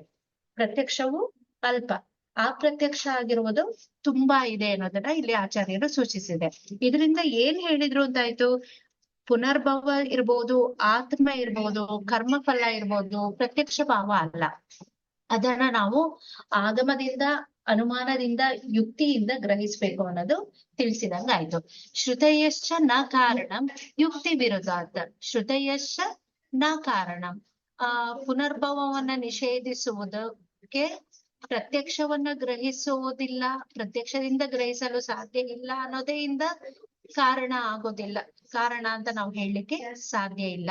ಯಾಕೆಂದ್ರೆ ಶ್ರುತಿಯಶ್ಚೈವ, ಶ್ರುತಿಗೆ ಅದು ಯುಕ್ತಿ ವಿರೋಧ ಆಗಿರೋದ್ರಿಂದ ಶ್ರುತಿಯಲ್ಲಿ ಆಗಮ ಪ್ರಮಾಣದ ಮೂಲಕ ನಮ್ಗೆ ಈ ಏನು ಕಾರಣಗಳು ಪ್ರತ್ಯಕ್ಷದಿಂದ ಗ್ರಹಿಸಕ್ ಆಗೋದಿಲ್ಲ, ಆದ್ರಿಂದ ಪುನರ್ಭವ ಇಲ್ಲ ಅನ್ನೋದು ಸಾಧ್ಯ ಇಲ್ಲ ಅನ್ನೋದು, ಅರ್ಥ ಮಾಡ್ಕೊಳ್ಲಿಕ್ಕೆ ಅಥವಾ ಅದನ್ನ ಕನ್ಸಿಡರ್ ಮಾಡೋದಕ್ಕೆ ಆಗೋದಿಲ್ಲ ಅನ್ನೋದು ತಿಳಿಸ್ಕೊಟ್ಟಿದ್ದಾರೆ. ಆತ್ಮ ಮಾತುಹು ಪಿತುಹು ಯಹ ಸೋ ಅಪತ್ಯಂ ಯದಿ ಸಂಚರೇತ್ ದ್ವಿವಿಧವ ಸಂಚರೇತ್ ಆತ್ಮ ಸರ್ವ ಅವಯವಂ ಅವಯವೈನವ ಸರ್ವಶ್ಚೈತತ್ ಸಂಚರೇತ್ ಮಾತುಹು ಪಿತುಹು ಮರಣಂ ಭವೇತ್ ನಿರಂತರಂ ನ ಅವಯವಃ ಕಶ್ಚಿತ್ ಅತಿ ಸೂಕ್ಷ್ಮಸ್ಯ ಆತ್ಮನಃ. ಇಲ್ಲ ಆಚಾರ್ಯರು ಈ ಹಿಂದೆ ಹೇಳಿರುವಂತ ಮಾತರಂ ಪಿತರಂ ಚೈವ ಎಂಬ ಶ್ಲೋಕ ಏನು ಬೇರೆ ಬೇರೆ ಆಚಾರ್ಯರು ಹೇಳಿದ್ರು, ಜನ್ಮಕ್ಕೆ ಕಾರಣ ಅಂತ ತಿಳಿಸ್ಕೊಟ್ರು. ಈ ಹಿಂದಿನದ್ರಲ್ಲಿ ಮಾತರಂ ಪಿತರಂ ಚೈಕೆ ಮನ್ಯಂತೆ ಜನ್ಮ ಕಾರಣ ಸ್ವಭಾವಂ ಪರನಿರ್ಮಾಣಂ ಯದೃಚ್ಛಾಚ ಅಪರೇ ಜನಾಃ. ಈ ಕಾರಣಗಳನ್ನ ಸರಿ ಅಲ್ಲ ಅನ್ನೋದನ್ನ ಇಲ್ಲಿ ಬೇರೆ ಬೇರೆ ಒಂದು ಸಿದ್ಧಾಂತದ ಮೂಲಕ ಸೂಚಿಸ್ತಾ ಇದ್ದಾರೆ. ಮೊದಲನೇದಾಗಿ ಆಚಾರ್ಯರು ಏನ್ ಹೇಳ್ತಾ ಇದ್ದಾರೆ ಅಂತಂದ್ರೆ, ಆಚಾರ್ಯರು ಮಾತರಂ ಪಿತರಂ ಹೇಗೆ ಜನ್ಮಕ್ಕೆ ಕಾರಣ ಅವ್ರು ಮಾತ್ರ ಅಲ್ಲ ಅನ್ನೋದನ್ನ ಇಲ್ಲಿ ಸೂಚಿಸ್ತಿದ್ದಾರೆ. ಯಾಕೆಂದ್ರೆ ಮಾತಾಪಿತರ ಮಾತ್ರ ಜನ್ಮಕ್ಕೆ ಕಾರಣ ಆಗಿದ್ರೆ ಈ ಪುನರ್ಜನ್ಮ ಸಿದ್ಧಿಗೆ ಅದು ಪುನರ್ಜನ್ಮ ಸಿದ್ಧಿಯನ್ನ ಸಿದ್ಧಿಸೋದು ಸಾಧ್ಯ ಆಗೋದಿಲ್ಲ. ಆದ್ರಿಂದ ಇಲ್ಲಿ ಆಚಾರ್ಯರು ಅದನ್ನ ಹೇಗೆ ವಿರೋಧಿಸ್ಬೇಕು ಅನ್ನೋದನ್ನ ಇಲ್ಲಿ ತಿಳಿಸ್ಕೊಡ್ತಾ ಇದ್ದಾರೆ. ಆ ಎಲ್ಲಾ ಸಿದ್ಧಾಂತಗಳು ಮಾತಾಪಿತ, ಪರಲೋಕ, ಸ್ವಭಾವ, ಯದೃಚ್ಛ ಇವಿಷ್ಟನ್ನು ಕೂಡ ಜನ್ಮದ ಸಿದ್ಧತೆಯನ್ನ, ಸಾಧ್ಯತೆಯನ್ನ, ವಿರೋಧನ ಇಲ್ಲಿ ಮಾಡ್ತಾ ಇದ್ದಾರೆ. ಶ್ರುತಯಶ್ಚೈವ ನ ಕಾರಣಂ ಯುಕ್ತಿ ವಿರೋಧ. ಯಾಕೆಂದ್ರೆ ಇದು ಯುಕ್ತಿಗೆ ಬಾಹ್ಯ ಆಗಿರೋದ್ರಿಂದ ನಾವು ಕಾರಣ ಅಂತ ತಗೊಳಕ್ಕಾಗೋದಿಲ್ಲ. ಯಾರನ್ನ ಕಾರಣ ಅಂತ ತಗೊಳಕ್ಕಾಗಲ್ಲ? ಮಾತಾಪಿತರನ್ನ ಕಾರಣ ಅಂತ ತಗೊಳಕ್ಕಾಗಲ್ಲ. ಯಾಕೆ ಅಂತಂದ್ರೆ ಆತ್ಮ ಮಾತುಹು ಪಿತುರ್ವಾಯ ಸೋ ಅಪತ್ಯಂ ಯದಿ ಸಂಚರೇತ. ಈಗ ಗರ್ಭ ಉತ್ಪತ್ತಿ ಆಗ್ಬೇಕಾದ್ರೆ ಮಾತಾಪಿತು ಮಾತ್ರ ಕಾರಣ ಅಂತ ಆದ್ರೆ ಆತ್ಮವು ಗರ್ಭಕ್ಕೆ ಮಾತಾಪಿತರಿಂದನೇ ಬರ್ಬೇಕು ಅಂತ ಆಗತ್ತೆ. ಮಾತಾಪಿತರಿಂದನೇ ಆತ್ಮವು ಗರ್ಭಕ್ಕೆ ಬರುದು ಅಂತ ಆದ್ರೆ ಪಿತೃದಿಂದ ಆತ್ಮ ಬರುತ್ತೋ ಮಾತುವಿಂದ ಬರುತ್ತಾ? ಅಥವಾ ಅವರಿಂದ ಮಾತಾಪಿತು ಇಬ್ಬರಿಂದ ಕೂಡ ಪಾರ್ಶ್ಯ ಅಥವಾ ಸ್ವಲ್ಪ ಸ್ವಲ್ಪವಾಗಿ ಸಂಚಾರ ಆಗತ್ತಾ ಅಥವಾ ಪೂರ್ತಿಯಾಗಿ ಸಂಚಾರ ಆಗತ್ತಾ? ಪೂರ್ತಿಯಾಗಿ ಸಂಚಾರ ಆಗತ್ತೆ ಅಂತ ಆದ್ರೆ ಸರ್ವಶೈವ ಸಂಚರೇತ್ ಮಾತುಹು ಪಿತುಹು ಮರಣಂ ಭವೇತ್. ಈಗ ಮಾತಾಪಿತೃ ಮರಣ ಆಗ್ಬೇಕು. ಗರ್ಭ ಕನ್ಸೆಪ್ಷನ್ ಆಯ್ತು, ಆತ್ಮ ಗರ್ಭಕ್ಕೆ ಬಂತು ಅಂತ ಆದ್ರ ಮೇಲೆ ಮಾತಾಪಿತರು ಇಬ್ಬರ ಮರಣ ಆಗ್ಬೇಕಾಗತ್ತೆ. ಅದು ನಿರಂತರ. ಅದು ಆಗೋದಕ್ ಸಾಧ್ಯನೇ ಇಲ್ಲ, ಆಗೋದು ಇಲ್ಲ. ನಾವು ನೋಡ್ತೀವಿ ಈಗ ಲೋಕದಲ್ಲಿ ಬಹಳಷ್ಟು ಎಕ್ಸಾಂಪಲ್ಗಳು ಸಿಗುತ್ತೆ. ನಹಿ ಅವಯವ ಕಶ್ಚಿತ್ ಸೂಕ್ಷ್ಮಸ್ಯ ಚ ಆತ್ಮನಃ. ಹಾಗಿದ್ರೆ ಇನ್ನೊಂದು ಆಪ್ಷನ್, ಸರ್ವವಾಗಿ ಟ್ರಾನ್ಸ್ಫರ್ ಆಗೋದಿಲ್ಲ ಅಂತಾದ್ರೆ ಮಾತರರ ಅಥವಾ ಪಿತೃವ ಸ್ವಲ್ಪವಷ್ಟು ಆತ್ಮವನ್ನ ಮಾತ್ರ ಸಂಚಾರ ಆಗತ್ತಾ? ಅದು ಸಾಧ್ಯ ಇಲ್ಲ. ಯಾಕೆಂದ್ರೆ ಆತ್ಮ ಇರುವಂತದ್ದು ಸೂಕ್ಷ್ಮವಾಗಿರುವಂತದ್ದು. ಅದನ್ನ ಸೂಕ್ಷ್ಮವಾಗಿರುವುದರ ಅವಯವವನ್ನ ಹೇಗೆ ಒಂದರಿಂದ ಒಂದಕ್ಕೆ ಟ್ರಾನ್ಸ್ಫರ್ ಆಗತ್ತೆ ಅನ್ನೋದನ್ನ ನಾವು ಹೇಳಲಿಕ್ಕೆ ಇಲ್ಲಿ ಸಾಧ್ಯ ಆಗೋದಿಲ್ಲ ಅನ್ನೋದು ಆಚಾರ್ಯರ ಅಭಿಪ್ರಾಯ ಆಗಿರುತ್ತೆ. ಸಂಪ್ರತಿ ಶ್ರುತಿ ಭೇದಾದಿ ಮತಂ ದೂಷಯಿತ್ವ ಶ್ರುತಿ ಇತಿ ಯಹ. ಇಲ್ಲಿ ಆಚಾರ್ಯರು ಫಸ್ಟ್ ಹೇಳ್ಬೇಕಾದ್ರೆ ಶ್ರುತೈಶ್ಚೈತ ನ ಕಾರಣಂ ಅಂತ ಹೇಳಿದ್ರು. ಈ ಹಿಂದೆ ಶ್ರುತಿ ಭೇದ ಮಾತರಂ ಪಿತರಂ ಚೈಕೆ ಮನ್ಯಂತೆ ಜನ್ಮ ಕಾರಣಂ ಅಂತ ಹೇಳಿರುವ ಶ್ಲೋಕದ ಶ್ರುತಿ ಭೇದದ ಪ್ರತಿಯೊಂದನ್ನು ಕೂಡ ದೂಷಣ ಮಾಡ್ಲಿಕ್ಕೋಸ್ಕರ ಅಥವಾ ಆ ಪಕ್ಷವನ್ನ ಎಕ್ಸ್ಕ್ಲೂಡ್ ಅಥವಾ ತೆಗೆದು ಹಾಕ್ಲಿಕ್ಕೋಸ್ಕರ ಕಾರಣಗಳನ್ನ ಇಲ್ಲಿ ನೀಡ್ತಾ ಇದ್ದಾರೆ. ಆ ಶ್ಲೋಕವು ಶ್ರುತಿ ಇತ್ಯಾದಿ ಎಂಬ ಶ್ಲೋಕದಿಂದ ಶುರುವಾಗಿದೆ. ನ ಕಾರಣಮಿತಿ ನ ಪುನರ್ಭವ ಪ್ರತಿಷೇಧ ಕಾರಣಂ ಇತ್ಯರ್ಥ. ಇಲ್ಲಿ ಹೇಳಿರುವಂತಹ ಇಲ್ಲಿ ನ ಕಾರಣಂ ಅನ್ನೋದನ್ನ ಪುನರ್ಭವ ಪ್ರತಿಷೇಧಕ್ಕೆ ಕಾರಣ ಅಲ್ಲ ಅನ್ನೋದನ್ನ ಅನ್ವಯ ನಾವು ಮಾಡ್ಕೋಬೇಕಾಗತ್ತೆ. ಅಂದ್ರೆ ಈ ಮಾತರಂ ಪಿತರಂ ಚೈವ ಮನ್ಯಂತೆ ಜನ್ಮ ಕಾರಣಂ ಅಂತ ಏನ್ ಹೇಳಿದ್ದಾರೆ ಅದು ಪುನರ್ಜನ್ಮ ಸಿದ್ಧಿಗೆ ಪುನರ್ಭವ ಇಲ್ಲ ಅಂತ ಹೇಳಲಿಕ್ಕೆ ಈ ಕಾರಣ ಅಲ್ಲ ಅನ್ನೋದನ್ನ ನ ಕಾರಣಂ ಅಂತ ಈ ಮೂಲ ಶ್ಲೋಕದಲ್ಲಿ ತಿಳಿಸಿದ್ದಾರೆ. ಯುಕ್ತಿ ವಿರೋಧಾತ್ ಉಪಪತ್ತಿ ವಿರೋಧಾತ್. ಇಲ್ಲಿ ಯಾಕೆ ಇದು ಕಾರಣ ಅಲ್ಲ ಅಂತಂದ್ರೆ ಇದು ಯುಕ್ತಿಗೆ ಬಾಹ್ಯ ಆಗಿದೆ ಅಥವಾ ಯುಕ್ತಿಗೆ ವಿರೋಧ ಆಗಿದೆ ಅನ್ನೋದನ್ನ ತಿಳಿಸಿದ್ರು. ಯಾಕೆಂದ್ರೆ ಯುಕ್ತಿ ಅಂತಂದ್ರೆ ಏನು? ಉಪಪತ್ತಿ, ಲಾಜಿಕಲ್ ಥಿಂಕಿಂಗ್. ಆ ಲಾಜಿಕಲ್ ಥಿಂಕಿಂಗ್ ಏನು ಬೇಕೋ ಅದು ಇದರಿಂದ ಅದಕ್ಕೆ ಇದು ವಿರುದ್ಧ ಆಗಿರೋದ್ರಿಂದ ಈ ಎಲ್ಲಾ ಶ್ರುತಿ ಸಿದ್ಧಾಂತಗಳನ್ನು ಕೂಡ ನಾವು ಗ್ರಹಿಸ್ಲಿಕ್ಕೆ ಅಥವಾ ಕನ್ಸಿಡರ್ ಮಾಡ್ಲಿಕ್ಕೆ ಸಾಧ್ಯ ಇಲ್ಲ ಅನ್ನೋದು ಚಕ್ರಪಾಣಿಯವರ ಅಭಿಪ್ರಾಯ ಆಗಿರುತ್ತೆ. ಅಪತ್ಯ ಶರೀರೆ ಮಾತಾಪಿತ್ರೋಹೋ ಕಾರಣತ್ವಂ ಅನುಮತಮೇವ. ಇಲ್ಲ, ಅಪತ್ಯ ಉತ್ಪಾದನೆಯಲ್ಲಿ ಅಥವಾ ಅಪತ್ಯ ಶರೀರ ಉತ್ಪತ್ತಿಗೆ ಮಾತಾಪಿತೃಗಳು ಕಾರಣ ಅನ್ನೋದು ಅನುಮತ ತಂತ್ರಯುಕ್ತಿ, ಅನುಮತನೆ. ಎಲ್ಲಾ ಆಚಾರ್ಯರು ಕೂಡ ಅದನ್ನ ಸಮ್ಮತಿಯನ್ನ ಮಾಡ್ತಾರೆ. ಆದ್ರೆ ಯತಸ್ತಥಾವಿದೇವ ಮಾತಾಪಿತ್ರೋಹೋ ಕಾರಣತ್ವೇ ಸತ್ಯಮಪಿ ಚೈತನ್ಯ ಹೇತೋಃ ಆತ್ಮನಃ ಪರಲೋಕಾದಾಗಮನೆ ಪ್ರೇತ್ಯಾಭಾವ ಅಖಂಡಿತಂ ಏವೇತಿ. ಇಲ್ಲಿ ಸ್ಥೂಲ ಶರೀರದ ಬಗ್ಗೆ ಮಾತಾಪಿತೃ ಕಾರಣ ಅಲ್ಲ ಅಂತ ಹೇಳ್ತಾ ಇಲ್ಲ. ಸೂಕ್ಷ್ಮ ಶರೀರ ಅಂದ್ರೆ ಆತ್ಮಕ್ಕೆ, ಏಕಧಾತ್ವಾತ್ಮಕ ಪುರುಷಕ್ಕೆ ಅಥವಾ ಚೈತನ್ಯ ಗರ್ಭದಲ್ಲಿ ಚೈತನ್ಯವನ್ನು ಉತ್ಪತ್ತಿ ಮಾಡ್ಲಿಕ್ಕೆ ಮಾತಾಪಿತೃ ಕಾರಣ ಅಲ್ಲ ಅಂತ ಇಲ್ಲಿ ಸೂಚಿಸ್ತಿದ್ದಾರೆ ಅಂತ ಹೇಳ್ತಾ ಇದ್ದಾರೆ. ಯತಸ್ತಥಾವದೇವ, ಹೇಗೆ ಸ್ಥೂಲ ಶರೀರಕ್ಕೆ ಮಾತಾಪಿತೃ ಕಾರಣವೋ ಅದೇ ರೀತಿಯಾಗಿ ಮಾತಾಪಿತರೋಹ ಕಾರಣತ್ವಂ ಸತ್ಯಮಪಿ, ಅದಕ್ಕೆ ಕಾರಣ ಸತ್ಯವೇ. ಚೈತನ್ಯ ಹೇತೋಹ ಆತ್ಮನಃ, ಈ ಗರ್ಭದಲ್ಲಿ ಇರುವಂತಹ ಚೈತನ್ಯ ಹೇತುವಿಗೆ ಪರಲೋಕ ಆಗಮನಂ ಪ್ರೇತ್ಯಾಭಾವೋ ಅಖಂಡಿತಂ ಏವೇತಿ. ಪರಲೋಕದಿಂದ ಬರುವಂತಹ ಪ್ರೇತ್ಯಾಭಾವವಂತಹ ಆಗಿರುವಂತಹ ಆತ್ಮವನ್ನ ನಾವು ಖಂಡಿಸ್ಲಿಕ್ಕೆ ಇದರಿಂದ ಸಾಧ್ಯ ಇಲ್ಲ ಅನ್ನೋದು ಚಕ್ರಪಾಣಿಯವರ ಅಭಿಪ್ರಾಯ ಆಗಿರುತ್ತೆ. ಚೈತನ್ಯಂ ಅಪತ್ಯಂ ಮಾತಾಪಿತ್ರೋರಪಿ ಚೈತನ್ಯಂ ಅಹೇತುರ್ಯ ಆತ್ಮ ತಥೈವ ಭವತಿ ಇತಿ ಯೋ ಮನ್ಯಂತೆ ತ ಪ್ರತ್ಯಾಹ ಆತ್ಮ ಮಾತುರಿತ್ಯಾದಿ. ಚೈತನ್ಯಂ ಅಪತ್ಯಸ್ಯ ಮಾತಾ ಪಿತ್ರೋರಪಿ. ಚೈತನ್ಯ ತತ್ವವು ಒಂದು ಸತಿ ಆತ್ಮವು ಗರ್ಭಕ್ಕೆ ಬಂದ ನಂತರ ಮಾತರರಿಂದ ಅದರ ಆಹಾರ ರಸದ ಮೂಲಕ ಸಂವಹನೆ ಮೂಲಕ ಚೈತನ್ಯ ತತ್ವದ ಕಂಟಿನ್ಯೂಷನ್ ಆಗೇ ಇರುತ್ತೆ. ಮಾತಾ ಪಿತ್ರೋರಪಿ ಚೈತನ್ಯ ಹೇತುರ್ಯ ಆತ್ಮ ತಥೈವ. ಆ ಚೈತನ್ಯ ತತ್ವಕ್ಕೆ ಹೇತು ಇರುವಂತದ್ದು ಆತ್ಮಾನೇ ಅನ್ನೋದು ಭವತಿ ಇದು ಯೋ ಮನ್ಯಂತೆ ತತ್ ಪ್ರತ್ಯಾಹ. ಯಾರು ಹೇಳ್ತಾರೋ ಅವರ ವಿಷಯಗಳನ್ನ ಆತ್ಮ ಮಾತುರಿತ್ಯಾದಿ, ಈ ಆತ್ಮ ಮಾತು ಪಿತೃರ್ವ ಎಂಬ ಶ್ಲೋಕದ ಮೂಲಕ ತಿಳಿಸಿದ್ದಾರೆ ಅನ್ನೋದು ಚಕ್ರಪಾಣಿ ಹೇಳ್ತಿದ್ದಾರೆ. ದ್ವಿವಿಧಂ ದ್ವಿಪ್ರಕಾರ, ಮೂಲ ಶ್ಲೋಕದಲ್ಲಿ ದ್ವಿವಿಧಂ ಅಂತ ಹೇಳಿದ್ರು. ದ್ವಿವಿಧಂ ಅಂತಂದ್ರೆ ಇಲ್ಲಿ ದ್ವಿಪ್ರಕಾರ ಅಂತ ಆಯ್ತು. ಸರ್ವ ಇತಿ ಮಾತರಂ ಪಿತರಂ ಪರಿತ್ಯಜ್ಯ ಅಪತ್ಯಂ ಗಚ್ಚೇತ್. ಇಲ್ಲಿ ಎರಡು ರೀತಿಯಾಗಿ ಆತ್ಮ ಸಂಚಾರವು ಆಗಕ್ಕೆ ಸಾಧ್ಯತೆ ಇರುತ್ತೆ. ಸರ್ವ ಅಂದ್ರೆ ಪೂರ್ತಿಯಾಗಿ ಮಾತಾಪಿತೃವಲ್ಲಿರುವ ಆತ್ಮವು ಪೂರ್ತಿಯಾಗಿ ಗರ್ಭಕ್ಕೆ ಬರುವಂತದ್ದು. ಅವಯವೇನವ ಅಥವಾ ಪಾರ್ಷಿಯಲ್ ಆಗಿ ಅಥವಾ ಅದರ ಒಂದು ಭಾಗ ಮಾತ್ರ, ಮಾತಾಪಿತೃವಲ್ಲಿರುವಂತಹ ಆತ್ಮದ ಭಾಗ ಮಾತ್ರ ಗರ್ಭಕ್ಕೆ ಬರುತ್ತೆ ಅಂತ. ಸರ್ವ ಇತಿ ಮಾತಾಪಿತರಂ ಪರಿತ್ಯಜ್ಯ ಅಪತ್ಯಂ ಗಚ್ಚೇತ್. ಅವಯವ ಇತಿ ಏಕೋ ಅವಯವೋ ವ ಆತ್ಮನೋ ಮಾತರಿ ಪಿತರಿ ವ ತಿಷ್ಠೇತ. ತಾಯಿಯಲ್ಲಿರುವ ಅಥವಾ ತಂದೆಯಲ್ಲಿರುವ ಪಾರ್ಷಿಯಲ್ ಅಥವಾ ಕೆಲವಷ್ಟು ಭಾಗ ಮಾತ್ರ ಗರ್ಭಕ್ಕೆ ಬರುವಂತದ್ದು ಅವಯವ ಅಂತ. ಅನ್ಯಶ್ಚ ಏಕದೇಶ ಆತ್ಮನೋ ಅಪತ್ಯಂ ಗಚ್ಚೇತಿ.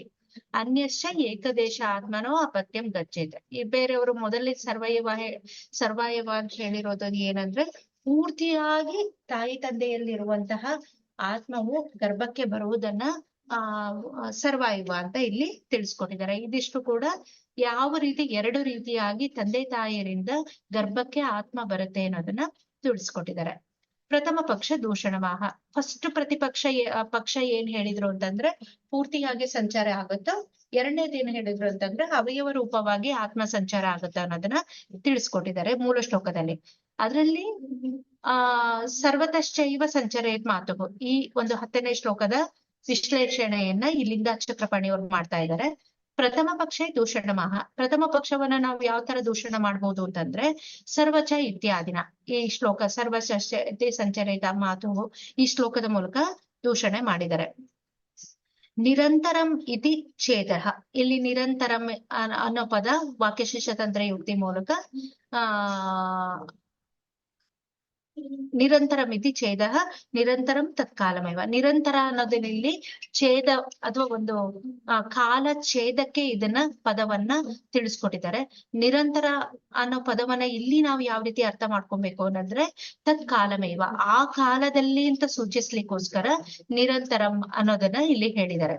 ಯಾಕೆಂದ್ರೆ ಈ ಹಿಂದೆಯೂ ಈಗಿನೂ ಮುಂದೆಯೂ ಕೂಡ ಮಾತಾಪಿತೃವಲ್ಲಿರುವಂತಹ ಒಂದು ಆತ್ಮವು ಪೂರ್ತಿಯಾಗಿ ಗರ್ಭಕ್ಕೆ ಬಂದ್ರೆ ಅಲ್ಲಿ ಮಾತಾಪಿತೃವ ಮರಣ ಆಗುವಂಥದ್ದು ತತ್ಕಾಲಮೇವ, ಅದೇ ತಕ್ಷಣದಲ್ಲಿ ಮರಣ ಆಗುತ್ತೆ ಅನ್ನೋದನ್ನ ಇಲ್ಲಿ ಕಾಲ ಸೂಚನೆಗೋಸ್ಕರ ಪದವನ್ನ ನಿರಂತರವನ್ನ ಉಪಯೋಗವನ್ನ ಮಾಡಿದ್ದಾರೆ. ಯದಿ ಮಾತುಹೋ ಆತ್ಮ ಅಪತ್ಯಂ ಸಂಚರೆ ತದಾ ತತ್ಕಾಲಮೇವ ಮಾತ್ರ. ಅದನ್ನ ಇಲ್ಲಿ ಮುಂದೆ ಚಕ್ರಪಾಣಿಯವರು ನಿರಂತರ ತತ್ಕಾಲ ಅನ್ನೋದನ್ನ ಯಾವ ರೀತಿ ಅರ್ಥ ಮಾಡ್ಕೊಬೇಕು ಅಂತ ತಿಳಿಸ್ತಿದ್ದಾರೆ. ಮಾತುಹೋ ಆತ್ಮ ಅಪತ್ಯಂ ಸಂಚರೆ ತದಾ ತತ್ಕಾಲಮೇವ ಮಾತುಹು ಮರಣ ಭವೇತ್. ತಾಯಿಯಿಂದ ಆತ್ಮವು ಪೂರ್ತಿಯಾಗಿ ಮಗುವಿಗೆ ಬಂತು ಅಂತಂದ್ರೆ ಅಲ್ಲಿ ಮಾತು ಮರಣ ತಕ್ಷಣವೇ ಆಗ್ಬೇಕು. ಯದಿತು ಪಿತುಹು ಆತ್ಮ ಅಪತ್ಯಂ ಸಂಚರೆ ತದಾ ತತ್ಕಾಲಂ ಪಿತುಹು ಮರಣಂ. ತಂದೆಯಿಂದ ಮಗುವಿಗೆ ಆತ್ಮ ಬಂತು ಅಂತಂದ್ರೆ ತಕ್ಷಣವೇ ಪಿತು ಮರಣವು ಆಗತ್ತೆ, ಸ್ಯಾದಿದೆ ಆಗತ್ತೆ ಅನ್ನೋದನ್ನ ತಿಳಿಸಿದ್ದಾರೆ. ದ್ವಿತೀಯ ಪಕ್ಷಂ ದೂಷಯತಿ. ಎರಡನೇ ಪಕ್ಷವನ್ನ ದೂಷಣವನ್ನ ನಾವಯವ ಕಶ್ಚಿತ್ ಸೂಕ್ಷ್ಮ ಆತ್ಮನಃ ಅನ್ನೋದು ಶ್ಲೋಕದ ಮೂಲಕ ದೂಷಿಸ್ತಾ ಇದ್ದಾರೆ. ದ್ವಿತೀಯ ಪಕ್ಷಂ ದೂಷಯತಿ ನಾವಯವ ಇತ್ಯಾದಿ.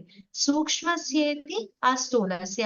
ಆತ್ಮ ಇರೋದು ಸ್ಥೂಲ ಅಲ್ಲ, ಅಸ್ಥೂಲ ಅದು ಅಂದ್ರೆ ಸೂಕ್ಷ್ಮ ಆಗಿರುತ್ತೆ. ಸ್ಥೂಲಸ್ಯ ಪೃಥ್ವ್ಯಾದೀನಾಂ ಅವಯವ ಭವಂತಿ. ಯಾವುದು ದ್ರವ್ಯಗಳು ಸ್ಥೂಲ ಆಗಿರತ್ತೋ ಅವೆಲ್ಲ ಸಾಧಾರಣವಾಗಿ ಪಂಚಮಹಾಭೂತವಾಗಿರ್ತವೆ. ಆ ಪಂಚಮಹಾಭೂತ ಪೃಥ್ವಿಯಾದಿ ಮಹಾಭೂತಗಳನ್ನ ಒಳಗೊಂಡಿದ್ರೆ ಅವುಗಳಲ್ಲಿ ಅವಯವ ಬಂದೇ ಬರುತ್ತೆ. ನದು ಸೂಕ್ಷ್ಮಾಣಾಂ ಆಕಾಶ ಕಾಲ ಮನೋ ಬುದ್ಧಿ ಪ್ರಭೃತಿನ. ಆ ಅವಯವಗಳು ಈ ಸೂಕ್ಷ್ಮ ದ್ರವ್ಯಗಳಿಗೆ ಇರೋದಿಲ್ಲ. ಆ ಸೂಕ್ಷ್ಮ ದ್ರವ್ಯಗಳು ಯಾವುದೆಲ್ಲ ಹಾಗಿದ್ರೆ? ಆಕಾಶ, ಕಾಲ, ಮನ, ಬುದ್ಧಿ, ಹಾಗೆ ಆತ್ಮವು ಕೂಡ. ಯಾಕೆಂದ್ರೆ ಇವೆಲ್ಲ ಎಲ್ಲಿ ನಾವು ನೋಡಿದ್ವಿ? ಕಾರಣ ಮತ್ತೆ ಕಾರ್ಯ ದ್ರವ್ಯಗಳನ್ನ ಮೊದಲೇ ಅಧ್ಯಾಯದಲ್ಲಿ ನೋಡಿದ್ವಿ. ಕಾದಿನ್ಯಾತ್ಮ ಮನಕಾಲ ದಿಶಶ್ಚ ದ್ರವ್ಯ ಸಂಗ್ರಹ ಅಂತ ಹೇಳ್ಬಿಟ್ಟು. ಅಲ್ಲಿ ಕಾದಿನಿ ಎಂಬ ಪಂಚಮಹಾಭೂತಗಳು ಸ್ಥೂಲಾವಯವಗಳು. ಉಳಿದಲ್ಲ ಅಂದ್ರೆ ಆತ್ಮ, ಮನ, ಕಾಲ, ದಿಕ್, ಬುದ್ಧಿನೂ ಕೂಡ, ಇವೆಲ್ಲವೂ ಕೂಡ ಸೂಕ್ಷ್ಮ ಆಗಿರ್ತವೆ. ಅದರಿಂದ ಅವು ನಿರವಯವ. ಅವುಗಳ ಅವಯವಗಳನ್ನ ಪ್ರತ್ಯಕ್ಷ ಪ್ರಮಾಣಗಳ ಮೂಲಕ ಗ್ರಹಿಸ್ಲಿಕ್ಕೆ ಸಾಧ್ಯ ಇಲ್ಲ ಅನ್ನೋದು ಅಭಿಪ್ರಾಯ ಆಗಿರುತ್ತೆ. ತತಶ್ಚ ಅವಯವ ಅಭಾವಾತ್ ಆತ್ಮನೋ ಅವಯವೇನ. ಆತ್ಮಕ್ಕೆ ಅವಯವ ಇಲ್ಲ. ಹಾಗಿದ್ದಾಗ ಆ ಅವಯವ ಇಲ್ಲದೆ ಇರುವಂತಹ ಅತಿ ಸೂಕ್ಷ್ಮ ಆಗಿರುವಂತಹ ಆತ್ಮ ಪಾರ್ಷಿಯಲ್ ಆಗಿ ಒಂದು ಭಾಗ ಮಾತ್ರ ತಾಯಿಯಿಂದ ತಂದೆಯಿಂದ ಮಗುವಿಗೆ ಹೇಗೆ ಸಂಚಾರ ಆಗತ್ತೆ ಅನ್ನೋದು ಇಲ್ಲಿ ಎರಡನೇ ಮತದ ಮೂಲಕ ಈ ಪಾರ್ಷಿಯಲ್ ಟ್ರಾನ್ಸ್ಫಾರ್ಮೇಶನ್ ಅಥವಾ ಒಂದು ಭಾಗವಾಗಿ ತಾಯಿಯಿಂದ ಮಗುವಿಗೆ ಬರುವ ಸಂಚಾರವನ್ನ ದೂಷಣೆಯನ್ನ ಮಾಡ್ತಾ ಇದ್ದಾರೆ. ಮುಂದಿನ ಶ್ಲೋಕವನ್ನ ನೋಡೋದಾದ್ರೆ, ಬುದ್ಧಿರ್ಮನಶ್ಚ ನಿರ್ಣೀತೆ ಯಥೈವ ಆತ್ಮ ತಥೈವತೆ ತೇಷಾಂ ಚೈಷಾಂ ಮತಿರ್ತೇಷಾಂ ಯೋನಿಹಿ ನಾಸ್ತಿ ಚತುರ್ವಿಧ. ಯಾರೆಲ್ಲ ಈಗ ಒಂದು ಶಂಕೆ ಅಥವಾ ಸಂಶಯಕ್ಕೆ ಏನೋ ಕಾರಣ ಆಗಿತ್ತು, ತಾಯಿಯಿಂದ ಆತ್ಮ ಮಗುವಿಗೆ ಸಂಚಾರ ಆಗತ್ತಾ ಅಥವಾ ತಂದೆಯಿಂದ ಸಂಚಾರ ಆಗತ್ತಾ ಅಥವಾ ಚೈತನ್ಯ ತತ್ವ ಮಗುವಿಗೆ ಹೇಗೆ ಬರುತ್ತೆ ಅನ್ನೋದನ್ನ ಯಾವ ರೀತಿ ನಾವು ನಿರ್ಣಯ ಮಾಡ್ಕೊಬೇಕು ಅನ್ನೋದನ್ನ ಆಚಾರ್ಯರು ತಿಳಿಸ್ತಾ ಇದ್ದಾರೆ. ಬುದ್ಧಿ ಮನಶ್ಚ ನಿರ್ಣೀತೆ ಯಥೈವ ಆತ್ಮ ತಥೈವ ಚ. ಬುದ್ಧಿ ಮತ್ತೆ ಮನಸ್ಸಿನ ಮೂಲಕ ನಾವು ವ್ಯವಸ್ಥಾಪನ ಅಥವಾ ನಿರ್ಣಯ ಅಥವಾ ಒಂದು ಪ್ರಮಾಣೀಕರಿಸ್ಕೋಬಹುದು ಆತ್ಮವನ್ನ. ಯಥೈವ ಆತ್ಮ ತಥೈವತೆ. ಯಥೈವ ಆತ್ಮ ತಥೈವತೆ ಅಂದ್ರೆ ಏನು? ಈಗ ಆತ್ಮ ನಿರವಯವಿ ಅನ್ನೋದನ್ನ ಈ ಹಿಂದೆ ಹೇಳಿ ಆಯ್ತು. ಸೂಕ್ಷ್ಮವಾಗಿದೆ, ನಿರವಯವಾಗಿದೆ ಅನ್ನೋದನ್ನ ಹೇಳಿ ಆಗೋಗಿದೆ. ಅದನ್ನ ಯಥೈವತೆ ತಥೈವ. ಹಾಗಿದ್ರೆ ಚೈತನ್ಯ ತತ್ವವು ಕೂಡ ಅದೇ ರೀತಿಯಾಗಿ ನಾವು ಗರ್ಭದಲ್ಲಿ ಗ್ರಹಿಸ್ಬೇಕು ಅನ್ನೋದನ್ನ ಇಲ್ಲಿ ಈ ಶ್ಲೋಕದ ಮೂಲಕ ಹೇಳಿದ್ರು. ಯೇಷಾಂ ಚೈಷಾಂ ಮತಿಸ್ತೇಷಾಂ. ಈ ರೀತಿಯಾಗಿ ಯಾರೆಲ್ಲರಿಗೂ ಒಂದು ಬುದ್ಧಿ ಅಥವಾ ಒಂದು ಥಾಟ್ ಅಥವಾ ಒಂದು ಥಿಂಕಿಂಗ್ ಇರುತ್ತೋ, ಯೋನಿಹಿ ನಾಸ್ತಿ ಚತುರ್ವಿಧ. ಆ ರೀತಿಯಾಗಿ ನಾವು ಯೋಚನೆಯನ್ನ ಮಾಡಿದಾಗ ಈ ಚತುರ್ವಿಧ ಯೋನಿಯನ್ನ ನಾವು ಅರ್ಥ ಮಾಡ್ಕೊಳ್ಲಿಕ್ಕೆ ಕಷ್ಟ ಆಗತ್ತೆ. ಯಾಕೆಂದ್ರೆ ಮಾತಾಪಿತ್ರನೇ ಕಾರಣ ಅಂತಂದ್ರೆ ಅದು ಎಲ್ಲಿ ಜರಾಯುಜರಿಗೆ ಮಾತ್ರ ಅದು ಸಾಧ್ಯತೆ. ಅಂಡಜ, ಸ್ವೇದಜ, ಔದ್ಬೀಜ ಇವೆಲ್ಲವೂ ಕೂಡ ಚೇತನ ದ್ರವ್ಯಗಳೇ. ಈ ಚತುರ್ವಿಧ ಭೂತ ಗ್ರಾಮಗಳನ್ನ ನಾವು ನೋಡಿದಾಗ ಅವ್ರಿಗೆ ಹಾಗಿದ್ರೆ ಚೇತನ ತತ್ವವನ್ನು ಎಲ್ಲಿಂದ ಬರುತ್ತೆ? ಯಾಕೆಂದ್ರೆ ನೀವು ಅರ್ಥ ಮಾಡ್ಕೊಳ್ಳೋದಿಲ್ಲ ಅಂತ ಆದ್ರೆ ಆತ್ಮ ನಿರವಯವ, ಸೂಕ್ಷ್ಮ, ಆತ್ಮವು ತಾಯಿ ತಂದೆಯಿಂದ ಪಾರ್ಷಿಯಲ್ ಸರ್ವವಾಗಿನೋ ಅಥವಾ ಅವಯವವಾಗಿನ ಟ್ರಾನ್ಸ್ಫರ್ ಆಗಲ್ಲ ಅಂತ ಹೇಳಿದ್ರು ಕೂಡ ಆತ್ಮವನ್ನ ನೀವು ಚೈತನ್ಯ ತತ್ವಕ್ಕೆ ಕಾರಣ ಅಂತ ಅರ್ಥ ಆಗೋದಿಲ್ಲ ಅಂತ ಆದ್ರೆ ಈ ಮಾತಾಪಿತೃ ಕಾರಣ ಅಲ್ದೇನೆ ಜನಿಸುವಂತ ಭೂತಗ್ರಾಮಗಳಿದಾವೆ. ಅಂಡಜ, ಸ್ವೇದಜ ಇದೆ, ಔದ್ಬೀಜ ಇದೆ. ಇವುಗಳಿಗೆ ನೀವು ಹಾಗಿದ್ರೆ ಏನ್ ಕಾರಣ ಅನ್ನೋದನ್ನ, ಚೈತನ್ಯ ತತ್ವಕ್ಕೆ ಏನ್ ಕಾರಣ ಅನ್ನೋದನ್ನ ನೀವು ಅರ್ಥ ಮಾಡ್ಕೊಬೇಕು. ಅದರಲ್ಲಿ ಶಂಕ ಬರುತ್ತೆ ಅನ್ನೋದು ಇಲ್ಲಿ ಮತ್ತೊಂದು ಸಂಶಯ ತಂತ್ರ ಯುಕ್ತಿಯನ್ನ ಚರಕಾಚಾರ್ಯರು ಈ ಶ್ಲೋಕದ ಮೂಲಕ ತಿಳಿಸ್ತಾ ಇದ್ದಾರೆ. ಶಂಕ್ಯಂತೆ ಯಾವ ರೀತಿ ನಮ್ಗೆ ಶಂಕೋತ್ಪತ್ತಿ ಆಗುತ್ತೆ? ಮಾ ಆತ್ಮ ಮಾತಪಿತೋಹು ಸಂಚರಸ್ತು. ಮಾ ಆತ್ಮ ಮಾತಪಿತರೋಹು ಸಂಚರಸ್ತು. ಈಗ ತಾಯಿಯಿಂದ ಅಥವಾ ತಂದೆಯಿಂದ ಆತ್ಮ ಗರ್ಭಕ್ಕೆ ಬರುತ್ತೆ ಅಂತ ಆದ್ರೆ ಬುದ್ಧಿಸ್ತತು ತಯೋಹು ಮನೋಹು ವ ಅಪತ್ಯಂ ಸಂಚರಸ್ತು.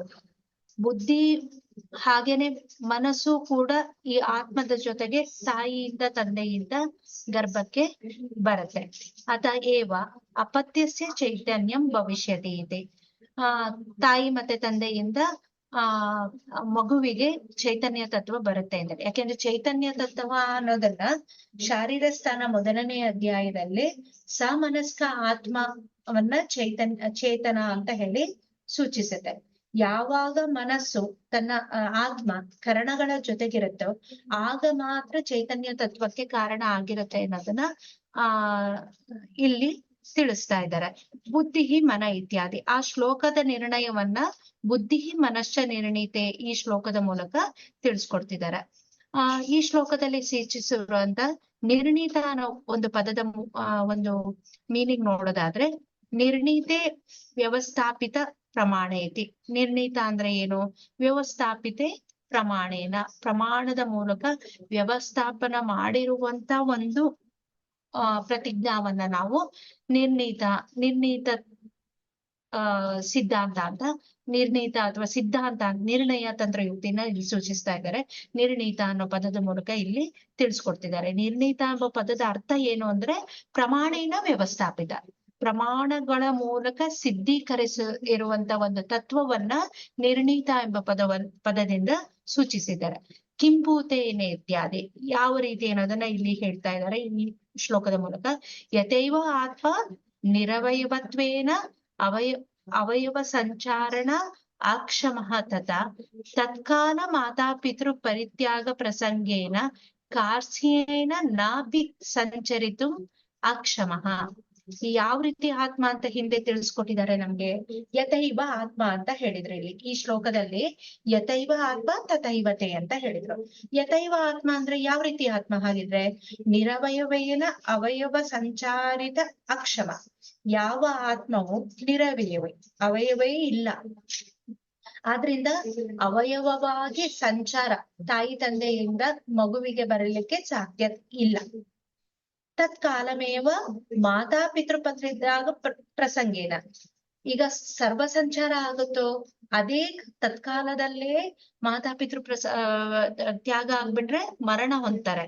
ಆ ಪ್ರಸಂಗದ ಮೂಲಕನೂ ಕೂಡ ಕಾರ್ಸಿಯೇನ ನಾಪಿ, ಕಾರ್ಸ್ಯವಾಗಿ ಸರ್ವಾಯವವಾಗಿ ಸಂಚಾರ ಕೂಡನು ಆತ್ಮಕ್ಕೆ ಅಕ್ಷಮ, ಇದು ಸಾಧ್ಯತೆ ಆಗೋದಿಲ್ಲ. ತಥಾತೆ ಅಪಿ, ಆದ್ರೂ ತಥೈವ ಅಂತ ಹೇಳಿದ್ರು. ಅದೇ ರೀತಿಯಾಗಿ ಅಂದ್ರೆ ಏನಿಲ್ಲ ಅರ್ಥ?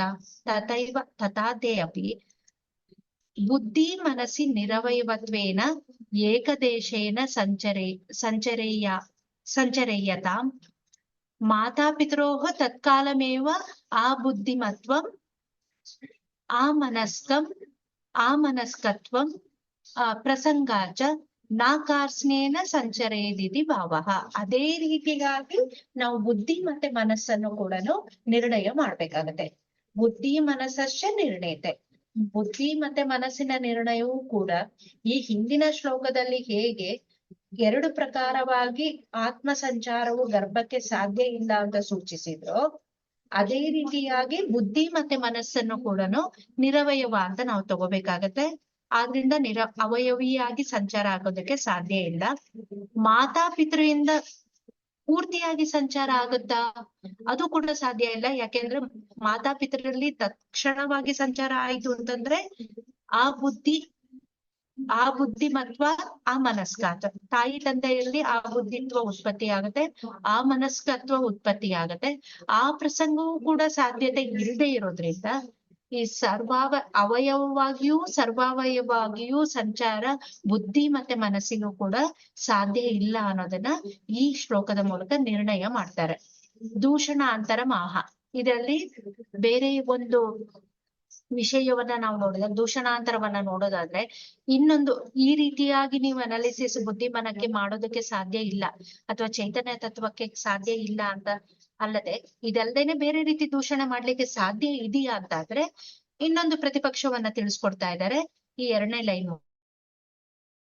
ತೇಷಾಂ ಯೋನಿ ನಾಸ್ತಿ ಚತುರ್ವಿಧ ಭೂತಗ್ರಾಮಗಳನ್ನ ಉದಾಹರಣೆಯಾಗಿ ಇಟ್ಕೊಂಡ್ಬಿಟ್ಟು ಇಲ್ಲಿ ವಿವರಣೆಯನ್ನ ಕೊಡ್ತಾ ಇದ್ದಾರೆ ಯೇಷಾಂ ಇತ್ಯಾದಿ ಶ್ಲೋಕದ ಮೂಲಕ. ಯೇಷಾಂ ಮತೆ ರೀತಿ, ಯಾರೆಲ್ಲರೂ ಕೂಡ ಈ ರೀತಿಯಾಗಿ ಮತೆ ಇಟ್ಕೊಂಡಿದ್ದಾರೆ. ಯಾವ ರೀತಿಯಾಗಿ ಮತೆ ಅಂದ್ರೆ ಮಾತಾಪಿತೃ ಮಾತಾಪಿತಾರವೇವ ಅಪತ್ಯಂ ಚೈತನ್ಯಂ ಕಾರಣಮಿತ್ಯೇವ ರೂಪಂ. ಯಾವ ರೀತಿ ಬುದ್ಧಿ ಅಂತಂದ್ರೆ ಮಾತಾಪಿತೃನೇ ಈ ಗರ್ಭದಲ್ಲಿ ಚೈತನ್ಯಕ್ಕೆ ಕಾರಣ ಅಂತ ಯಾರಲ್ಲೆಲ್ಲ ಯೋಚನಾಸಕ್ತಿ ಇದೆಯೋ ಅವರ ಒಂದು ಯೋಚನಾಸಕ್ತಿಯನ್ನ ಇಲ್ಲಿ ದೂಷಣೆಯನ್ನ ಮಾಡ್ತಾ ಇದ್ದಾರೆ. ನೀವು ನೋಡ್ತಾ ಇರೋ ಹಾಗೆ ಚತುರ್ವಿಧ ಯೋನಿ ರೀತಿ ಇಲ್ಲಿ ನಮ್ಗೆ ಚತುರ್ವಿಧ ಭೂತಗ್ರಾಮ ಅಥವಾ ಚತುರ್ವಿಧ ಯೋನಿಯನ್ನ ಭೂತಗ್ರಾಮ ಉತ್ಪತ್ತಿಗಳಿಗೆ ತಿಳಿಸ್ಕೊಟ್ಟಿದ್ದಾರೆ. ಯಾವ್ದೆಲ್ಲ ಚತುರ್ವಿಧ ಯೋನಿಗಳಂದ್ರೆ ಜರಾಯುಜ, ಅಂಡಜ, ಸ್ವೇದಜ, ಔದ್ವಿಜ ಲಕ್ಷಣ. ಚತುರ್ವಿಧ ಭೂತಗ್ರಾಮಗಳು ಯಾವ್ಯಾವ್ದು ಅಂದ್ರೆ ಜರಾಯುಜು ಅಂದ್ರೆ ಈ ಪ್ಲಾಸೆಂಟಾ ಅಥವಾ ಜರಾಯುನಿಂದ ಉತ್ಪತ್ತಿ ಆಗಿರುವಂತ ಎಲ್ಲಾ ಈ ಎನಿಮಲ್ಸ್ ಗಳಿರ್ಬೋದು, ಅಥವಾ ಅಂಡಜ ಈ ಎಗ್ ಲೈಯಿಂಗ್ ಎನಿಮಲ್ಸ್ ಅಥವಾ ಈ ಅಂಡದ ಮೂಲಕ ಉತ್ಪತ್ತಿ ಆಗಿರುವಂತಹ ಮೊಟ್ಟೆ ಇಡುವಂತಹ ಪ್ರಾಣಿಗಳಾಗಿರ್ಬೋದು. ಸಂಸ್ವೇದಜ ಈ ಕ್ರಿಮಿಗಳು ಯಾವ್ದು ಸ್ವೇದದಿಂದ ಉತ್ಪತ್ತಿ ಆಗ್ತಾವೋ ಹೌದು. ಔದ್ಬೀಜ ಯಾವುದೆಲ್ಲ ಭೂಮಿಯನ್ನ ಬ್ರೇಕ್ ಮಾಡಿ ಅಥವಾ ಉಬ್ಬಿದ ಮಾಡಿ ಹೊರಗಡೆ ಬರ್ತಾವೋ ಅಂತಹ ಜೀವಿಗಳು. ಈ ಎಲ್ಲಾ ಜೀವಿಗಳಿಗೂ 4 ಚತುರ್ವಿಧ ಗ್ರಾಮಗಳ ಬಗ್ಗೆ ನಮ್ಗೆ ಉತ್ಪತ್ತಿಯ ಬಗ್ಗೆ ಮಾತಾಪಿತೃ ಕಾರಣ ಎಲ್ಲವಕ್ಕೂ ಇದೆಯಾ ಹಾಗಿದ್ರೆ ಏವಂ ಮನ್ಯತೆ. ಸಂಸ್ವೇದಜಾಂ ಮಶಕಾದಿನ ಈ ಮಶಕ ಹೊಸ್ಲ ಇತ್ಯಾದಿಗಳು ಸ್ವೇದಗಳಿಂದ ಬರ್ತವೆ. ತಥಾ ಔದ್ವಿಜಾನ ಈ ಉದ್ಭಿದ ಗಂಡು ಪದ ಅರ್ಥವರ್ಮ ಚೇತನಾನ ಮಾತಾಪಿತರು ನಾವಿದ್ಯತೆ. ಈ ಸ್ವೇದಜ ಮತ್ತೆ ಔದ್ವಿಜಗಳಿಗೆ ಚೈತನ್ಯ ತತ್ವಕ್ಕೆ ಮಾತಾಪಿತರೇ ಇಲ್ಲ. ಯಾಕಂದ್ರೆ ಇವುಗಳಿಗೆ ಮಾತಾಪಿತರು ಅನ್ನೋದು ಇಲ್ವೇ ಇಲ್ಲ. ಅವರಲ್ಲಿ ಹಾಗಿದ್ರೆ ಈ ಕ್ರಿಯೇಚರ್ಗಳಿಗೆ ಚೈತನ್ಯ ತತ್ವಕ್ಕೆ ಸಾಧ್ಯತೆ ಹೇಗೆ ಅನ್ನೋದನ್ನ ಇಲ್ಲಿ ಚಕ್ರಪಾಣಿಯವರು ಒಂದು ಪೂರ್ವ ಪಕ್ಷನ ಹಾಕೊಳ್ತಾರೆ. ತತಸ್ಥೇಚಾನ್ ಅಚೈತನ್ಯಂ ಸ್ಯಾತ್. ನೀವು ಮಾತಾಪಿತೃ ಮಾತ್ರ ಕಾರಣ ಅಂತಾದ್ರೆ ಈ ಜೀವಿಗಳಿಗೆ ಚೈತನ್ಯ ತತ್ವ ಅಂದ್ರೆ ಈ ಜೀವಿಗಳನ್ನ ನೀವು ಚೇತನ ಜೀವಿ ಅಂತ ಕನ್ಸಿಡರ್ ಮಾಡ್ಲಿಕ್ಕೆ ಸಾಧ್ಯನೇ ಇಲ್ಲ ಅನ್ನೋದು ಚಕ್ರಪಾಣಿಯವರ ಅಭಿಪ್ರಾಯ. ಮಾತಾಪಿತಶ್ಚ ಚೇತನಾ ಕಾರಣ ಯೋಗ ಅಭಾವಾದಿತಿ. ಈ ಮೂಲಕ ಮಾತಾಪಿತೃ ಮಾತ್ರ ಚೈತನ್ಯ ಕಾರಣ ಅನ್ನೋದನ್ನ ಹೇಳಲಿಕ್ಕೆ ಸಾಧ್ಯ ಇಲ್ಲ ಅನ್ನೋದು ಈ ಶ್ಲೋಕದ ಮೂಲಕ ವಿಶ್ಲೇಷಣೆಯನ್ನ ಮಾಡಿದ್ರು. ಇದರ ಮುಂದಿನ ಶ್ಲೋಕ ಅಂದ್ರೆ ನಾವು ಪರಲೋಕದನ್ನ ಹೇಳ್ಬೇಕಾದ್ರೆ ಸಂಶಯನ ಹೇಳಿದ್ರು. ಮಾತಾ ಪಿತರಂ ಚೈಕ ಮನ್ಯಂತೆ ಜನ್ಮ ಕಾರಣಂ ಸ್ವಭಾವಂ ಪರನಿರ್ಮಾಣಂ ಯದೃಚ್ಛ. ಇನ್ನು ನಾವು 3 ಸಿದ್ಧಾಂತಗಳನ್ನ ಸಿದ್ಧಾಂತದ ಬಗ್ಗೆ ವಿಶ್ಲೇಷಣೆಯನ್ನ ಮಾಡ್ಬೇಕಾಗಿರತ್ತೆ. 3ರಲ್ಲಿ ಮೊದಲನೆಯದಾಗಿರೋದು ಸ್ವಭಾವ. ಸ್ವಭಾವ ಅಂತಂದ್ರೆ ಅಲ್ಲಿ ಎಕ್ಸಾಂಪಲ್ ಕೊಟ್ಟಿದ್ರು. ಈ ಕಿಣ್ವ ಬೀಜದಿಂದ ಸುರ ಉತ್ಪತ್ತಿ ಆಗ್ಬೇಕಾದ್ರೆ ಕಿಣ್ವ ಬೀಜಗಳ ಯಾವ ರೀತಿ ರೆಸ್ಪಾನ್ಸಿಬಲ್ ಆಗಿರುತ್ತೆ ಅಂತ ಸೂಚಿಸಲಿಕ್ಕೆ ಒಂದು ಉದಾಹರಣೆಯನ್ನ ಚಕ್ರಪಾಣಿ ತಗೊಂಡ್ಬಿಟ್ರು. ಸ್ವಭಾವದಿಂದ ಹೇಗೆ ಉತ್ಪತ್ತಿ ಆಗತ್ತೆ ಅನ್ನೋದನ್ನ ಸ್ವಭಾವವು ಹೇಗೆ ಜನ್ಮ ಕಾರಣಕ್ಕೆ ಉತ್ಪತ್ತಿಯ ಕಾರಣ ಆಗತ್ತೆ ಅನ್ನೋದನ್ನ ತಿಳಿಸ್ಕೊಟ್ಟಿದ್ರು. ಈ ಮೂಲ ಶ್ಲೋಕವನ್ನ ಚರ್ಕವರ ನೋಡೋದಾದ್ರೆ ವಿದ್ಯಾ ಸ್ವಾಭಾವಿಕಂ ಷಣ್ಣಾಂ ಧಾತೂನಾಂ ಯತ್ ಲಕ್ಷಣಂ. 4 ಷಣ್ಣಾಂ ಧಾತೂನಾಂ ಧಾತೂನಾಂ ಯತ್ ಲಕ್ಷಣಂ. ಷಣ್ಣಾಂ ಧಾತೂನಾಂ ಅಂತಂದ್ರೆ ಯಾವ್ದಿಲ್ಲಿ? ಪೃಥ್ವಿ, ತೇಜ, ವಾಯು, ಆಕಾಶ, ಆತ್ಮ. ಈ 4ಗಳ ಸ್ವಭಾವದಿಂದ ಸ್ವಲಕ್ಷಣದ ಮೂಲಕ ಅಂದ್ರೆ ಸ್ವಲಕ್ಷಣ ಹೇಗೆ ಚೈತನ್ಯ ಲಕ್ಷಣಗಳು ಹೇಗೆ ಉತ್ಪತ್ತಿ ಆಗ್ತವೆ? ಸಂಯೋಗೇಚ ವಿಭಾಗೇಚ. ಈ 6 ಧಾತುಗಳ ಸಂಯೋಗ ಮತ್ತೆ ವಿಭಾಗಗಳಿಂದನೇ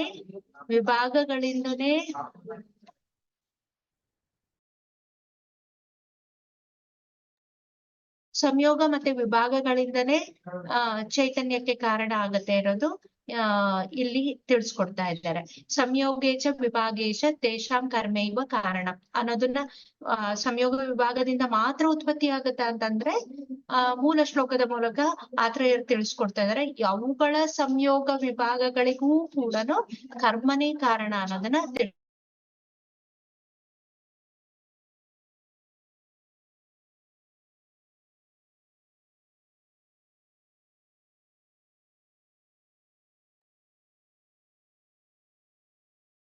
ಅವುಗಳ ಸಂಯೋಗ ಮತ್ತೆ ವಿಭಾಗಗಳಿಗೂ ಕೂಡ ಕರ್ಮನೇ ಕಾರಣ ಅನ್ನೋದು ಮೂಲಕ ಸ್ವಭಾವವಾದವನ್ನ ಇಲ್ಲಿ ಮೂಲ ಶ್ಲೋಕದಲ್ಲಿ ಆತ್ರೇಯರು ಮತ್ತೆ ಅಗ್ನಿವೇಶರು ದೂಷಣೆ ಮಾಡ್ತಾ ಇದ್ದಾರೆ. ಅಂದ್ರೆ ಸ್ವಭಾವದಿಂದ ಮಾತ್ರ ಜನ್ಮಕ್ಕೆ ಕಾರಣ ಅಲ್ಲ. ಯಾಕೆಂದ್ರೆ ಆ ಷಡ್ಧಾತುಗಳ ಸಂಯೋಗ ವಿಭಾಗಕ್ಕೆ ಕಾರಣ ಏನು? ಮೂಲ ಕಾರಣ ಇರುವಂತದ್ದು ಕರ್ಮಫಲ. ಆ ಕರ್ಮಫಲವು ಹೇಗೆ ಒಬ್ಬ ಗರ್ಭಕ್ಕೆ ಬರುತ್ತೆ? ಅದು ಆತ್ಮದ ಜೊತೆಯಾಗಿ ಬಂದಿರತ್ತೆ. ಹಾಗಾಗಿ ಕರ್ಮಫಲನೇ ಕಾರಣ ಹೊರತು ಆ ಸಂಯೋಗ ವಿಭಾಗವು ಸ್ವಭಾವದಿಂದ ಷಡ್ಧಾತುಗಳ ಸಂಯೋಗ ವಿಭಾಗದಿಂದ ಮಾತ್ರ ಜನ್ಮಕ್ಕೆ ಕಾರಣ ಅಲ್ಲ ಅನ್ನೋದನ್ನ ಈ 12ನೇ ಶ್ಲೋಕದಲ್ಲಿ ಆಚಾರ್ಯರು ತಿಳಿಸಿದ್ದಾರೆ. ಈ ಶ್ಲೋಕದ ಒಂದು ವಿಶ್ಲೇಷಣೆಯನ್ನ ಚಕ್ರಪಾಣಿಯವರು ಈ ತರ ಮಾಡ್ತಾ ಇದ್ದಾರೆ. ಸ್ವಾಭಾವಿಕಾದಾನಾಂ ಭೂತೈಹಿ ಚೈತನ್ಯ ಪಕ್ಷಂ ದೂಷಯತಿ. ಆ ಈ ಸ್ವಭಾವದಿಂದನೇ ಗರ್ಭದಲ್ಲಿ ಚೈತನ್ಯ ಬರುತ್ತೆ ಅಥವಾ ಜನ್ಮಕ್ಕೆ ಕಾರಣ ಆಗುತ್ತೆ ಅನ್ನೋದನ್ನ ದೂಷಣೆಯನ್ನ ವಿದ್ಯಾ ಸ್ವಾಭಾವಿಕ ಈ ಶ್ಲೋಕದ ಮೂಲಕ ಸೂಚಿಸ್ತಾ ಇದ್ದಾರೆ. ಸ್ವಭಾವಕೃತ ಸ್ವಾಭಾವಿಕ ಈ ಮೂಲ ಶ್ಲೋಕದಲ್ಲಿ ಹೇಳಿರುವಂತಹ ಸ್ವಾಭಾವಿಕ ಅಂದ್ರೆ ಏನು ಅಂದ್ರೆ ಸ್ವಭಾವಕೃತ, ಸ್ವಭಾವದಿಂದ ಉತ್ಪತ್ತಿಯಾಗಿರುವಂತಹ ಲಕ್ಷಣ. ಅಂದ್ರೆ ಇಲ್ಲಿ ಯಾವ ಲಕ್ಷಣದ ಬಗ್ಗೆ ಸೂಚನೆ ಮಾಡ್ತಾ ಇದ್ದಾರೆ ಅಂತಂದ್ರೆ ಚೈತನ್ಯ ತತ್ವದ ಮೂಲಕ ಸೂಚನೆ ಮಾಡ್ತಾ ಇದ್ದಾರೆ. ಷಣ್ಣಾಂ ಧಾತೂನಾಂ ಇದೆ ಈ ಮೂಲ ಶ್ಲೋಕದಲ್ಲಿ ಹೇಳಿರುವ ಸ್ವಾಭಾವಿಕಾನಾಂ ಷಣ್ಣಾಂ ಅಂತ ಹೇಳಿದ್ರು. ಷಣ್ಣಾಂ ಅಂದ್ರೆ ಏನು? ಷಣ್ಣಾಂ ಧಾತೂನಾಂ ಇದೆ ಪೃಥ್ವಿ ಆಪ್ ತೇಜ ವಾಯು ಆಕಾಶಾತ್ಮಕಾನಾಂ ತೇಷಾಂ ಧಾತುಜಂ ಧಾತುತ್ವಂ ಶರೀರ ಧಾರಣಾತ್ ಜಗತ್ ಧಾರಣಾತ್ ಚ. ಈ ಷಣ್ಣಾಂ ಧಾತುನಾಂ ಅಂತ ಹೇಳಿದಾಗ ಈ 6 ದ್ರವ್ಯಗಳು ಯಾವ್ಯಾವ್ದು ಅಂತಂದ್ರೆ ಪೃಥ್ವಿ ಆಪ್ ತೇಜ ವಾಯು ಆಕಾಶ ಆತ್ಮಾನ ಆಕಾಶ ಆತ್ಮಾನ ಯೇಷಾಂ ಚ ಧಾತುತ್ವ ಇವುಗಳನ್ನ ಧಾತು ಅಂತ ಹೇಳಿದ್ರು. ಯಾಕೆ ಇಲ್ಲಿ ಧಾತು ಅಂತ ಹೇಳಿದ್ರು? ಶರೀರ ಧಾರಣ ಧಾತು. ಧಾತು ಶಬ್ದವನ್ನ ನಾವು ನಮ್ಗೆ ಗೊತ್ತಿರೋ ಹಾಗೆ ನಿರುಕ್ತಿಯನ್ನ ನಾವು ನೋಡಿದಾಗ ಶರೀರ ಧಾರಣ ಧಾತು ಅಂತ ತಿಳಿಸ್ತೇವೆ. ಇದು ಶರೀರ ಧಾರಣಕ್ಕೆ ಮಾತ್ರ ಈ 6 ದ್ರವ್ಯಗಳು ಕಾರಣನ? ಇಲ್ಲ, ಇವು ಕಾರಣ ದ್ರವ್ಯಗಳಾಗಿರೋದ್ರಿಂದ ಜಗತ್ ಧಾರಣಾಚ ಜಗತ್ತನ್ನ ಧಾರಣ ಮಾಡೋದಕ್ಕೂ ಕೂಡ ಈ 6 ದ್ರವ್ಯಗಳೇ ಕಾರಣ ಅನ್ನೋದನ್ನ ಇಲ್ಲಿ ಆಚಾರ್ಯರು ಸೂಚಿಸಿದ್ರು. ಮೂಲ ಶ್ಲೋಕವನ್ನು ಮತ್ತೊಂದ್ಸತಿ ನೋಡಿದರೆ ವಿದ್ಯಾ ಸ್ವಾಭಾವಿಕಂ ಷಣ್ಣಾಂ ಧಾತುನಾಂ ಯಚ್ಚ ಸ್ವಲಕ್ಷಣಂ ಅಂತ ಹೇಳಿದ್ರು. ಸ್ವಲಕ್ಷಣಂ ಅಂತ ಏನು? ಸ್ವಲಕ್ಷಣಂ ಆತ್ಮೀಯ ವ್ಯಭಿಚಾರಿ ಲಕ್ಷಣ, ಆತ್ಮೀಯಂ ಅವ್ಯಭಿಚಾರಿ ಲಕ್ಷಣ. ವ್ಯಭಿಚಾರತ್ವ ಇಲ್ಲದೆ ಇರುವಂತಹ ಆತ್ಮದಿಂದ ಉತ್ಪತ್ತಿಯಾಗಿರುವಂತಹ ಲಕ್ಷಣವನ್ನ ಸ್ವಲಕ್ಷಣ ಅಂತ ಇಲ್ಲಿ ತಿಳಿಸಿದ್ರು. ಇಲ್ಲಿ ಆತ್ಮ ಅಂತಂದ್ರೆ ಏನ್ ತಗೋಬೇಕು? ಇಲ್ಲಿ ಆತ್ಮ ಅಂತಂದ್ರೆ ನಾವು ಆತ್ಮ ಶಬ್ದವನ್ನ ಪ್ರತಿ ಮಹಾಭೂತಕ್ಕೂ ಅನ್ವಯಿಸ್ಕೊಳ್ಬೇಕಾಗತ್ತೆ. ಅಂದ್ರೆ ಪೃಥ್ವಿ ಆತ್ಮ, ಆಪ್ ಆತ್ಮ, ತೇಜ ಆತ್ಮ, ವಾಯು ಆತ್ಮ, ಆಕಾಶ ಆತ್ಮ ಅಂತೇಳಿ. ಅಂದ್ರೆ ಆತ್ಮ ಅಂತಂದ್ರೆ ಇಲ್ಲಿ ಜೀವಾತ್ಮವನ್ನ ಸೂಚಿಸ್ತಾ ಇಲ್ಲ. ಆತ್ಮ ಅಂತಂದ್ರೆ ಅವ್ಯಭಿಚಾರವಾಗಿ ಉತ್ಪತ್ತಿಯಾಗುವಂತಹ ಪೃಥ್ವಿಯಾದಿ ಪಂಚಮಹಾಭೂತ ಲಕ್ಷಣಗಳನ್ನ ಇಲ್ಲಿ ಆತ್ಮ ಲಕ್ಷಣಗಳನ್ನ ಸೂಚಿಸ್ತಿದ್ದಾರೆ. ಹಾಗಿದ್ರೆ ಆತ್ಮ ಲಕ್ಷಣಗಳು ಪಂಚಮಹಾಭೂತಕ್ಕೆ ಯಾವುದು? ತಚ್ಚ ಪೃಥ್ವ್ಯಾಂ ಕಾಠಿನ್ಯಾದಿ, ಕಠಿಣತ್ವ ಇತ್ಯಾದಿಗಳು ಇರುವಂತಹ ಪೃಥ್ವಿ ಮಹಾಭೂತದಲ್ಲಿ ಇರುವಂತಹ ಕಠಿಣತ್ವಾದಿ ಲಕ್ಷಣಗಳು, ದ್ರವತ್ವಾದಿ ಲಕ್ಷಣಗಳಿರುವಂತ ಜಲಮಹಾಭೂತ ಲಕ್ಷಣ, ಉಷ್ಣತ್ವಾದಿ ತೇಜೋ ಮಹಾಭೂತದಲ್ಲಿ, ತಿರ್ಯಗಮನಾದಿ ವಾಯು ಮಹಾಭೂತದಲ್ಲಿ, ಅಪ್ರತಿಘಾತಾದಿ ಆಕಾಶ ಮಹಾಭೂತದಲ್ಲಿ. ಆತ್ಮಕ್ಕೆ ಏನು ಲಕ್ಷಣ? ಆತ್ಮನೋ ಜ್ಞಾನಾದಿ, ಜ್ಞಾನ ಇತ್ಯಾದಿ ಲಕ್ಷಣಗಳನ್ನು ಆತ್ಮಕ್ಕೆ ಹೇಳಿರುವಂತದ್ದು. ಇವೆಲ್ಲವನ್ನು ಕೂಡ ಅವ್ಯಭಿಚಾರಿ ಲಕ್ಷಣಗಳನ್ನ ಇಲ್ಲಿ ಷಣ್ಣಾಂ ಧಾತೂನಾಂ ಸ್ವಲಕ್ಷಣ ಅಂತ ಇಲ್ಲಿ ಮೂಲ ಶ್ಲೋಕದಲ್ಲಿ ಸೂಚಿಸಿದ್ದಾರೆ. ಏತದೇವ ಪರಮೇಶಾಂ ಲಕ್ಷಣಂ ಸ್ವಾಭಾವಿಕಂ. ಇವುಗಳ ಎಲ್ಲ ಪರಮ ಶ್ರೇಷ್ಠವಾದ ಒಂದು ಲಕ್ಷಣಗಳು ಯಾವುದು ಅಂತಂದ್ರೆ ಸ್ವಾಭಾವಿಕವಾಗಿ ಲಕ್ಷಣಗಳನ್ನ ಸ್ವಭಾವವಾದಿಗಳು ಸ್ವಾಭಾವಿಕಂ ಅಂತ ಹೇಳಿ ತಿಳಿಸ್ಕೊಡ್ತಾರೆ. ನ ತಾವದ ಆತ್ಮ ಅಹಿತಾನಾಂ ಯೇಷಾನಾಂ ಚೈತನ್ಯಾಮಪಿ ಸ್ವಾಭಾವಿಕಾನಾಂ ನಾಸ್ತಿ ಇತಿ ದರ್ಶ್ಯತಿ. ಇವೆಲ್ಲ ಸ್ವಾಭಾವಿಕ ಲಕ್ಷಣಗಳು ಏನು ಪೃಥ್ವಿಯಾದಿ ಆತ್ಮ ಲಕ್ಷಣಗಳನ್ನ ಸೂಚಿಸಿದ್ದಾರೆ, ಅದು ಚೈತನ್ಯ ತತ್ವಗಳ ಇಲ್ಲದೆ, ಆತ್ಮವು ಇಲ್ಲದೆ ಈ ಸ್ವಾಭಾವಿಕ ಲಕ್ಷಣಗಳು ಸಾಧ್ಯತೆ ಇಲ್ಲ ಅನ್ನೋದನ್ನ ಚಕ್ರಪಾಣಿಯವರು ಫಸ್ಟ್ ಆಗಿ ಒಂದು ಪರಮತವನ್ನ ದೂಷಣೆಯನ್ನ ಮಾಡಿದ್ರು. ತತಶ್ಚ ಯತ್ ಪ್ರತ್ಯೇಕಂ ಭೂತಾನಾಂ ನ ಸಂಭವತಿ ಇತಿ ತತ್ ಮಿಲಿತಾನಾಮಪಿ ನ ಸಂಭವತಿ ಇತಿ ಚೈತನ್ಯಂ. ಯಾಕೆಂದ್ರೆ ಹಾಗಿದ್ರೆ ಪೃಥ್ವಿ ಒಂದೇ ಇತ್ತು, ಆತ್ಮ ಲಕ್ಷಣ ಇತ್ತು, ಅಲ್ಲಿ ಚೈತನ್ಯ ತತ್ವ ಉತ್ಪತ್ತಿ ಆಗುತ್ತಾ? ಪ್ರತ್ಯೇಕವಾಗಿನೂ ಕೂಡ ಉತ್ಪತ್ತಿ ಆಗೋದಿಲ್ಲ. ಇಲ್ಲ, ಆಯ್ತು. ಹಾಗಾದ್ರೆ ಈ ಪಂಚಮಹಾಭೂತ ದ್ರವ್ಯಗಳು ಸ್ವಭಾವ ಲಕ್ಷಣ ಇತ್ತು, ಅವುಗಳ ಸಂಯೋಗ ಆಯ್ತು. ಮಿಲಿತಾನಾಂ ಚೈತನ್ಯಂ, ಹಾಗಿದ್ರೆ ಅವುಗಳ ಸಂಯೋಗ ಆದ ತಕ್ಷಣ ಚೈತನ್ಯ ತತ್ವ ಉತ್ಪತ್ತಿ ಆಗುತ್ತಾ? ಇಲ್ಲ, ಅದು ಕೂಡ ಸಾಧ್ಯ ಇಲ್ಲ. ಅದ್ ಎರಡೂ ರೀತಿಯಾಗಿ ಕೂಡ ಸಾಧ್ಯತೆ ಕಡಿಮೆ ಇರೋದ್ರಿಂದ, ಆಗದೇ ಇರೋದ್ರಿಂದ ಯಥೋ ಭೂತಾನಾಂ ಅಪಿ ಸಂಯೋಗ ಚೈತನ್ಯ ಸಂಭವೇ ಬಹೂನಿ ಚೇತನಾನಿ ಸ್ಯುಃ ಬಾಹುಲ್ಯ ಅವಸ್ಥಾ ಭೇದಾತ್. ಯಾಕಂದ್ರೆ ಯಥೋ ಭೂತಾನಮಪಿ, ಹೇಗೆ ಭೂತಗಳಲ್ಲಿ ಸಂಯೋಗ ಚೈತನ್ಯ ಸಂಭವ, ಅವುಗಳ ಪಂಚಮಹಾಭೂತ ಸಂಯೋಗ ಆದ್ರ ಮೇಲೆ ಚೈತನ್ಯದ ಉತ್ಪತ್ತಿ ಆಡ್ಲಿಕ್ಕೆ ಬಹೂನಿ ಚೇತನಾನಿ ಸ್ಯುಃ ಬಾಹುಲ್ಯಾನಿ ಅವಸ್ಥಾ ಭೇದಾತ್. ಅಲ್ಲಿ ತುಂಬಾ ಚೇತನಾವಸ್ಥೆಗಳನ್ನ ನಾವು ಲೋಕದಲ್ಲಿ ನೋಡ್ತೀವಿ. ಬಾಹುಲ್ಯ ಅವಸ್ಥಾ ಭೇದಾತ್, ಅವುಗಳ ಬಾಹುಲ್ಯ ಅವಸ್ಥಾದಲ್ಲಿ ಈಗ ಪೃಥ್ವಿ ಮಹಾಭೂತ ಪ್ರಾಧಾನ್ಯತೆ ಇರುವಂತ ದ್ರವ್ಯಗಳೇ ತುಂಬಾ ಸಿಗತ್ತೆ. ಅವುಗಳ ಬಾಹುಲ್ಯದಿಂದ ಅವಸ್ಥಾ ಭೇದಗಳು ಕೂಡ ನಮಗೆ ಸಿಗತ್ತೆ. ತತಶ್ಚ ಜ್ಞಾತೃಭೇದಾತ್ ಪ್ರತಿಸಂಧಾನ ಅನುಪತ್ತಿ ರೀತಿ ಭಾವ. ಅಲ್ಲಿ ಜ್ಞಾನ ಗ್ರಹಿಸುವಂತದ್ರಲ್ಲೂ ಕೂಡ ಬೇರೆ ಬೇರೆ ರೀತಿಯಾಗಿ ಸಾಧ್ಯತೆ ಇರೋದ್ರಿಂದ ಪ್ರತಿಸಂಧಾನ ಅನುಪತ್ತಿ ಭೇದ ಅಂತ ನಮ್ಗಲ್ಲಿ ಅನುಪತ್ತಿ ಕೊನೆಯಲ್ಲಿ ನಾವು ಅರ್ಥ ಮಾಡ್ಕೊಳ್ಳಿರುವಂತದ್ದು ಭೇದಗಳು ಕೂಡ ಬೇರೆ ರೀತಿಯಾಗಿ ನಮ್ಗೆ ಸಿಗತ್ತೆ. ಆದ್ರಿಂದ ಆತ್ಮ ಸಂಬಂಧೇನೈವ ಚೈತನ್ಯ ಸಂಬಂಧೇನೈವ, ಭೂತಗಳಿಂದ ಮಾತ್ರ ಸಂಯೋಗ ಆಯ್ತು ಅಂತ ಹೇಳಿ ಚೈತನ್ಯ ಸಂಭವಗಳು ಸಾಧ್ಯ ಇಲ್ಲ. ಯಾಕೆಂದ್ರೆ ಸಂಯೋಗ ಆಗುವಂತದ್ದು ಬಹೂನಿ ಪರಂ ತತ್ರಾಪಿ ಸಂಯೋಗ ಆದ್ರೂ ಕೂಡ ಸಂಯೋಗ ಚೈತನ್ಯ ಸಂಭವೇ ಬಹೂನಿ ಚೇತನಾನಿ ಸ್ಯುಃ ಬಾಹುಲ್ಯ ಅವಸ್ಥಾ ಭೇದಾತ್. ಪಂಚೀಕರಣ ಕಾನ್ಸೆಪ್ಟ್ ಅನ್ನ ನಾವು ಇಟ್ಕೊಂಡಾಗ ಬಾಹುಲ್ಯತೆಯಿಂದ ಬೇರೆ ಬೇರೆ ಅವಸ್ಥಾಗಳು ದ್ರವ್ಯಕ್ಕೆ ಉತ್ಪತ್ತಿ ಆಗತ್ತೆ. ಆದ್ರೂ ಕೂಡ ಆ ಬಾಹುಲ್ಯತೆ ಅವಸ್ಥಾಗಳು ಚೈತನ್ಯ ತತ್ವಕ್ಕೆ ಕಾರಣ ಆಗೋದಿಲ್ಲ. ಆತ್ಮ ಸಂಬಂಧತೆ ಇದ್ರೆ ಮಾತ್ರ ಚೈತನ್ಯ ತತ್ವ ಉತ್ಪತ್ತಿ ಆಗುತ್ತೆ ಅನ್ನೋದನ್ನ ಸೂಚಿಸಿದ್ದಾರೆ. ಪರಂ ತತ್ರಾಪಿ ಗರ್ಭೋತ್ಪತ್ತೌ ಭೂತಾನಾಂ ಆತ್ಮ ಸಂಬಂಧೆ ತಥಾ ಮರಣೆ ಭೂತಾನಾಂ ಆತ್ಮನೋ ವಿಯೋಗೆ ಕರ್ಮಶ್ಚ ಜನ್ಮಾಂತರ ಕೃತ ಕಾರಣ ನಾನ್ಯತ್. ಇಲ್ಲಿ ಹಾಗಿದ್ರೆ ಈ ಎಲ್ಲಾ ಸಂಯೋಗ ವಿಭಾಗ, ಈ ಷಡ್ಧಾತುಗಳ ಸಂಯೋಗ ವಿಭಾಗಕ್ಕೆ ಏನ್ ಕಾರಣ ಹಾಗಿದ್ರೆ? ಪರಂ ತತ್ರಾಪಿ, ಅಲ್ಲಿಯೂ ಕೂಡ ಎಲ್ಲದಕ್ಕಿಂತ ಹೆಚ್ಚಾಗಿ ಕಾರಣವನ್ನ ನಾವು ನೋಡೋದಾದ್ರೆ ಗರ್ಭೋತ್ಪತ್ತವು, ಗರ್ಭ ಉತ್ಪತ್ತಿಗೆ ಭೂತಾನಾಂ ಆತ್ಮ ಸಂಬಂಧ, ಪಂಚಮಹಾಭೂತ ವಿತ್ತು ಸ್ವಲಕ್ಷಣ ಇರುವಂತಹ ದ್ರವ್ಯವು ಆತ್ಮ ಸಂಬಂಧಿಯಾದಾಗ ತಥಾ ಮರಣೆ, ಗರ್ಭ ಉತ್ಪತ್ತಿಯಲ್ಲಿ ಆತ್ಮ ಸಂಬಂಧಿ ಆಗತ್ತೆ. ಗರ್ಭ ಮರಣ ಆಗ್ಬೇಕು ಅಂತಂದ್ರೆ ಭೂತಾನಾಂ ಆತ್ಮಾನಾಂ ವಿಯೋಗಿ, ಭೂತ ಮತ್ತು ಆತ್ಮಗಳ ವಿಯೋಗ ಆದಾಗ ಗರ್ಭದ ಡೆತ್ ಅಥವಾ ಮರಣ ಸಂಭವತೆ. ಅದಕ್ಕೆ ಏನ್ ಕಾರಣ ಹಾಗಿದ್ರೆ?